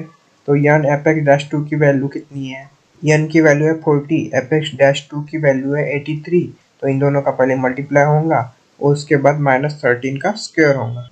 तो 5 का स्क्वायर है 25 और 40 का स्क्वायर कितना है 1600। 40 इंटू 83 कितना होगा 3320 माइनस 13 का स्क्वायर कितना होगा 169। 25 को डिवाइड किया 1600 से तो आंसर आएगा, ये आंसर आएगा। उसके बाद 3320 को माइनस किया 169 से तो आंसर क्या आएगा 3151। अभी हमें क्या करना है इन दोनों का मल्टीप्लिकेशन करना है और मल्टीप्लिकेशन करने के बाद हमारे पास आंसर आएगा 49.234। और इसका अगर हम अंडर रूट निकालते हैं तो हमें आंसर क्या मिलेगा स्टैंडर्ड डिवीजन का। और फ्रेंड देखिए फर्स्ट मेथड में भी कितना आंसर आया था, फर्स्ट मेथड में आया 49.232 और सेकंड मेथड में आया 49.234। दोनों मेथड से आप आंसर कैलकुलेट कर सकते हो। और फ्रेंड लास्ट में हम सारे आंसर यहाँ पे लिख लेंगे, जैसे मीन हमारा कितना आया था, मीडियन कितना था, मोड कितना था, स्टैंडर्ड डिवीजन कितना था और वेरिएंस कितना था, और इस सभी को एक बॉक्स बना लेंगे। इस तरह से फ्रेंड आपको एक क्वेश्चन सॉल्व करना होता है। और ये क्वेश्चन जुलाई 23 और 20 मार्क के लिए आया था। और फ्रेंड ये जो क्वेश्चन रहते हैं ना ग्रुप डेटा और अनग्रुप डेटा, जैसे मीन मीडियन मोड कैलकुलेट करने का, ये एग्जाम में हर साल आता है फ्रेंड क्वेश्चन। तो इन दो क्वेश्चन की आपको ज़्यादा से ज़्यादा प्रैक्टिस करनी है। नेक्स्ट न्यूमेरिकल है compute rank difference correlation for the following data. Rank difference correlation को हम स्पीयरमैन्स कोएफिशिएंट ऑफ कोरिलेशन भी बोलते हैं। ये क्वेश्चन जून 2017 में पूछा गया था और 12 मार्क के लिए क्वेश्चन पूछा जाता है। चलो फ्रेंड डिस्कस करते हैं कि रैंक डिफरेंस कोरिलेशन को कैसे सॉल्व करना है। सबसे पहले यहाँ पे आपको एक टेबल बनाना पड़ेगा और टेबल में ये 7 कॉलम बनाने पड़ेंगे। अभी क्वेश्चन में जो जो वैल्यू गिवन है ना वो हम उस टेबल में लिख लेते हैं। जैसे x के टेबल में x की वैल्यू लिख लेंगे और y के टेबल में y की वैल्यू लिख लेंगे। ये होने के बाद अभी हमें देखना है कि x में और y में टोटल कितने ऑब्जर्वेशन, जैसे 1 2 3 4 5 6 7 और 8, और x और y में टोटल ऑब्जर्वेशन कितने हैं 8 है। तो सब्जेक्ट में हमें क्या लिखना पड़ेगा, जैसे a को हम 1 बोलेंगे, b को 2, c को 3, वैसे ही 8 नंबर तक जितने अल्फाबेट होते हैं ना वैसे आपको लिख देने हैं। जैसे h मतलब 8 होता है, इसलिए फ्रेंड नीचे हमने n = 8 ऐसा लिख लिया है। ये होने के बाद हमें क्या करना है x और y को रैंकिंग देनी है। रैंकिंग हम दो तरह से दे सकते हैं, एक तो असेंडिंग ऑर्डर, मतलब जो छोटा नंबर होगा उसको पहला रैंक दे देंगे, या फिर डिसेंडिंग ऑर्डर, मतलब जो सबसे बड़ा नंबर है उसको पहला रैंक दे देंगे। तो यहाँ पे हम डिसेंडिंग ऑर्डर फॉलो करने वाले हैं। मतलब x वेरिएबल पे फ्रेंड अभी आपको ध्यान देना है और इसमें सबसे बड़ा नंबर कौन सा है वो देखिए, उसको हम पहला रैंक दे देंगे। तो यहाँ पे सबसे बड़ा नंबर दिख रहा है 22, तो उसको अभी हम क्या देंगे फर्स्ट रैंक देंगे, बराबर rx के नीचे 22 जहाँ पे है उसे अभी हम फर्स्ट रैंक दे देते हैं। अभी देखो 22 से छोटा नंबर कौन सा है, जस्ट छोटा नंबर तो 20 है, तो 20 को हम सेकंड रैंक दे देते हैं। 20 से छोटा नंबर कौन सा है 16 है, 16 को हम थर्ड रैंक दे देते हैं। 16 से छोटा नंबर कौन सा है यहाँ पे 13 है, 13 को हम 4 रैंक दे देते हैं। उसके बाद 12 को 5वीं रैंक दे देते हैं। उसके बाद 11 को 6 रैंक दे देते हैं। उसके बाद 10 नंबर को 7th रैंक दे देंगे और 9 नंबर को 8वीं रैंक दे देंगे। ये हो गई x की रैंक यानी रैंक ऑफ x। वैसे ही फ्रेंड अभी y का आपको करना है रैंक ऑफ y।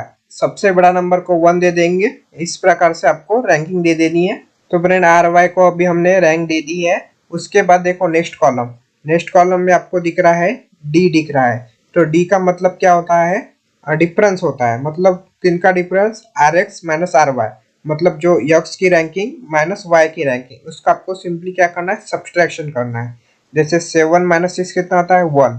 और 1 का स्क्वायर कितना आएगा? 1 आ जाएगा। नेक्स्ट नंबर है 5 माइनस 5 कितना होगा? 0। और 0 का स्क्वायर कितना होगा? 0। उसके बाद नेक्स्ट नंबर है 8 माइनस 3 कितना होगा? 5। और 5 का स्क्वायर कितना होगा? 25। इसी प्रकार से फ्रेंड आपको सारे नंबर का डिफरेंस निकालना है और उसका क्या करना है? स्क्वायर करना है। ये सारी वैल्यू मिलने के बाद अभी हमें क्या करना है? ये जो डी स्क्वायर है ना, इनकी आपको एडिशन करनी है। तो एडिशन क्या होंगी? 25 प्लस 1 कितना होगा? 26, 27। उसके बाद 128 प्लस 4 32, 32 प्लस 18 कितना होगा? 50 होगा। तो समेशन डी स्क्वायर की वैल्यू हमने यहाँ पे लिख ली है कि कितनी हो गई? 50। ये होने के बाद आपको स्पीयरमैन रो कैलकुलेट करने का फॉर्मूला पता होना चाहिए। तो फॉर्मूला क्या है? तो फ्रेंड ये फॉर्मूला है, यहाँ पे देखो ये P दिख रहा होगा, लेकिन इससे क्या बोलते हैं? रो बोलते हैं। Is equal to 1 minus 6 summation D square upon n in bracket n square minus 1। इस फार्मूला में फ्रेंड हमें क्या करना है? सिंपली वैल्यू पुट अप करनी है और कैलकुलेट करके देखते हैं कि इसका आंसर क्या आता है। सबसे पहले यहाँ पे हम 1 लिख लेंगे, 1 माइनस 6। उसके बाद क्या बोल रहा है? Summation D square. तो डी स्क्वायर की वैल्यू हमें पता है 50। तो 1 माइनस 6 इंटू 50। उसके बाद क्या बोल रहे हैं? n square minus 1। n का मतलब होता है कि कितने ऑब्जर्वेशन है, वो हमने शुरुआत में ही कैलकुलेट किया था। तो फ्रेंड देखिए n की वैल्यू कितनी है हमारे पास? 8 है। फ्रेंड यहाँ पे देखिए कि टोटल वेरिएबल 2 है हमारे पास और दोनों वेरिएबल की 8 है। तो दोनों की एडिशन नहीं करनी, टोटल कितनी है। मतलब देखो कि 1 वेरिएबल में कितनी 8 है ना, तो वही वैल्यू आपको यहाँ पे लिखनी होती है, n इज इक्वल टू 8। तो यहाँ पे अभी हम 8 लिख लेते हैं। उसके बाद बोल रहे हैं कि n स्क्वायर माइनस 1। तो n कितना है? 8 है। 8 का स्क्वायर कितना होता है? 64। और 64 को माइनस 1 करने के बाद आंसर कितना आएगा? 63। तो 8 इंटू 63 यहाँ पे अभी हम लिख लेते हैं। इसका सिंपली अभी हमें मल्टीप्लीकेशन करना है, जैसे 6 इंटू 50 करके देखते हैं। 6 इंटू 50, तो इसका आंसर आ गया 300। और उसके बाद क्या बोल रहे हैं? 63 इंटू 8, 63 इंटू 8, तो आंसर आ गया 504। तो इसका अभी पहले हम डिवाइड कर लेते हैं। 300 डिवाइड बाय 504, 300 डिवाइडेड बाय 504। तो इसका आंसर आ गया 0.595। तो 1 माइनस 0.595 को सब्सट्रैक्ट करना है। कैलकुलेट करके देखते हैं। 1 माइनस 0.595, तो इसका आंसर आ गया 0.405। और लास्ट में हमें ऐसा लिखना है कि rank correlation coefficient is equal to 0.405। बहुत ही इजी है फ्रेंड। इस मेथड से अगर आप एग्जाम में क्वेश्चन सॉल्व करोगे तो आपको 12 आउट ऑफ 12 मार्क मिल सकते हैं।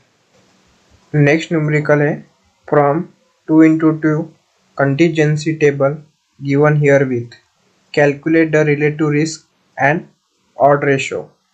ये क्वेश्चन दिसंबर 2022 में पूछा गया था और टोटल 10 मार्क के लिए पूछा गया था। अभी डिस्कस करते हैं कि इस न्यूमेरिकल को सॉल्व कैसे करना है। सबसे पहले स्टेप में आपको ये टेबल एज इट इज वैसे के वैसे बनाना है। इस टेबल में आपको एक रो का टोटल ऐड करना है, ठीक है। उसके बाद फ्रेंड 100 को हम क्या बोलेंगे? ए बोल देंगे। 20 को बी बोल देंगे। और उसके बाद इनकी जो टोटल हो गई 100 प्लस 20 120, इसको क्या बोलेंगे? ए प्लस बी। उसके बाद नीचे जो 40 है उसको क्या बोलेंगे? सी बोलेंगे। और इन दोनों की टोटल कितनी होंगी? 140, इससे हम क्या बोलेंगे? ए प्लस सी। उसके बाद जो 180 है इसे हम क्या बोलेंगे? डी बोलेंगे। और इन दोनों की टोटल कितनी होंगी? 200, इसे हम क्या बोलेंगे? B plus D. उसके बाद ये जो टोटल है 40 प्लस 180 इज इक्वल टू 220, इसे हम क्या बोलेंगे? C plus D. उसके बाद फ्रेंड ये जो ग्रैंड टोटल है 120 प्लस 220 कितना आएगा? 340। और 140 प्लस 200 कितना आएगा? 340। दोनों की एडिशन सेम आनी चाहिए। इसे हम क्या बोलेंगे, ग्रैंड टोटल, उसे हम डिनोट करेंगे n से। फ्रेंड इतनी सेम प्रोसेस हमने chi-square टेस्ट में भी की थी। उसके बाद अभी हमें क्या क्या चेंजेस करने हैं अभी हम डिस्कस करते हैं। इस टेबल से फ्रेंड हमें कैलकुलेट करना है रिलेटिव रिस्क, जिससे डिनोट करते हैं RR। तो इसका क्या फॉर्मूला है, A upon A plus C divided by B upon B plus D. तो यहाँ पे सारी वैल्यू दी हुई है। अभी हमें सिर्फ क्या करना है, वैल्यू पुटअप करनी है फॉर्मूला में। तो A की वैल्यू कितनी है, 100 है, तो यहाँ पे हम 100 लिख लेते हैं। उसके बाद है अपॉन है divided by A plus C. A plus C की कितनी वैल्यू है, 140, तो 100 divide by 140 divided by B upon B plus D. तो B की वैल्यू कितनी है, 20, और B प्लस डी की कितनी वैल्यू है, 200।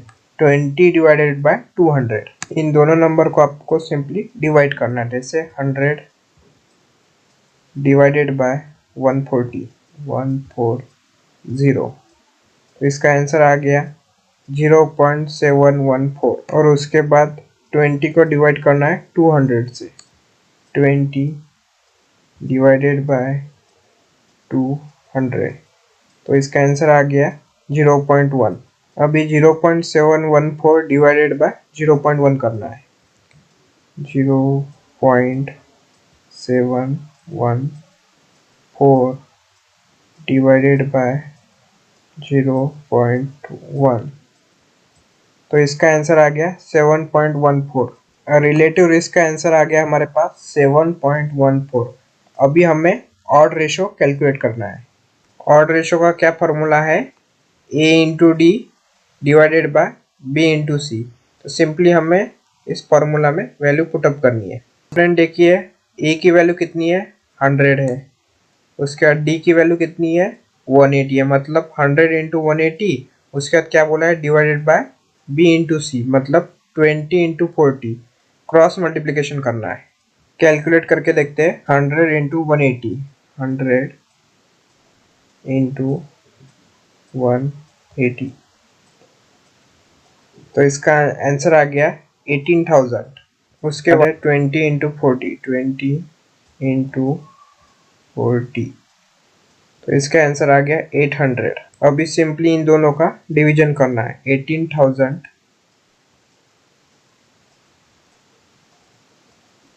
Divided by 800। तो फ्रेंड आंसर आ गया 22.5।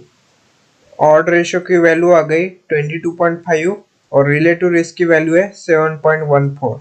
बस फ्रेंड इतना ही आपको इस न्यूमेरिकल में करना है, ऑड रेशियो और रिलेटिव रिस्क का निकालना है। बस आपको इसका फार्मूला याद रखना है। रिलेटिव रिस्क का फार्मूला है A divided by A plus C divided by B plus B plus D. और उसके बाद ऑड रेशियो का फार्मूला बहुत ही ईजी है, क्रॉस मल्टीप्लीकेशन, जैसे A into D divided by B into C. ऐसे स्टेप बाय स्टेप अगर आप एग्जाम में लिखोगे तो आपको यहाँ पे 10 मार्क मिल सकते हैं। फ्रेंड यही थे 8 न्यूमेरिकल जो एग्जाम में पूछे गए थे। इस क्वेश्चन के अलावा भी अगर आपको ऐसा लगता है कि कोई क्वेश्चन है जो आपको समझ नहीं आ रहा, तो आप हमें टेलीग्राम ग्रुप में उसका क्वेश्चन का स्क्रीनशॉट सेंड कर सकते हो। मैं उस पर वीडियो लाने की कोशिश करूँगा। टेलीग्राम ग्रुप की लिंक डिस्क्रिप्शन में दी हुई है। बस फ्रेंड इतना ही था आज के वीडियो में। वीडियो हेल्पफुल लगा तो लाइक करिए, चैनल पे नए हो तो सब्सक्राइब करिए, एंड थैंक्स फॉर वॉचिंग।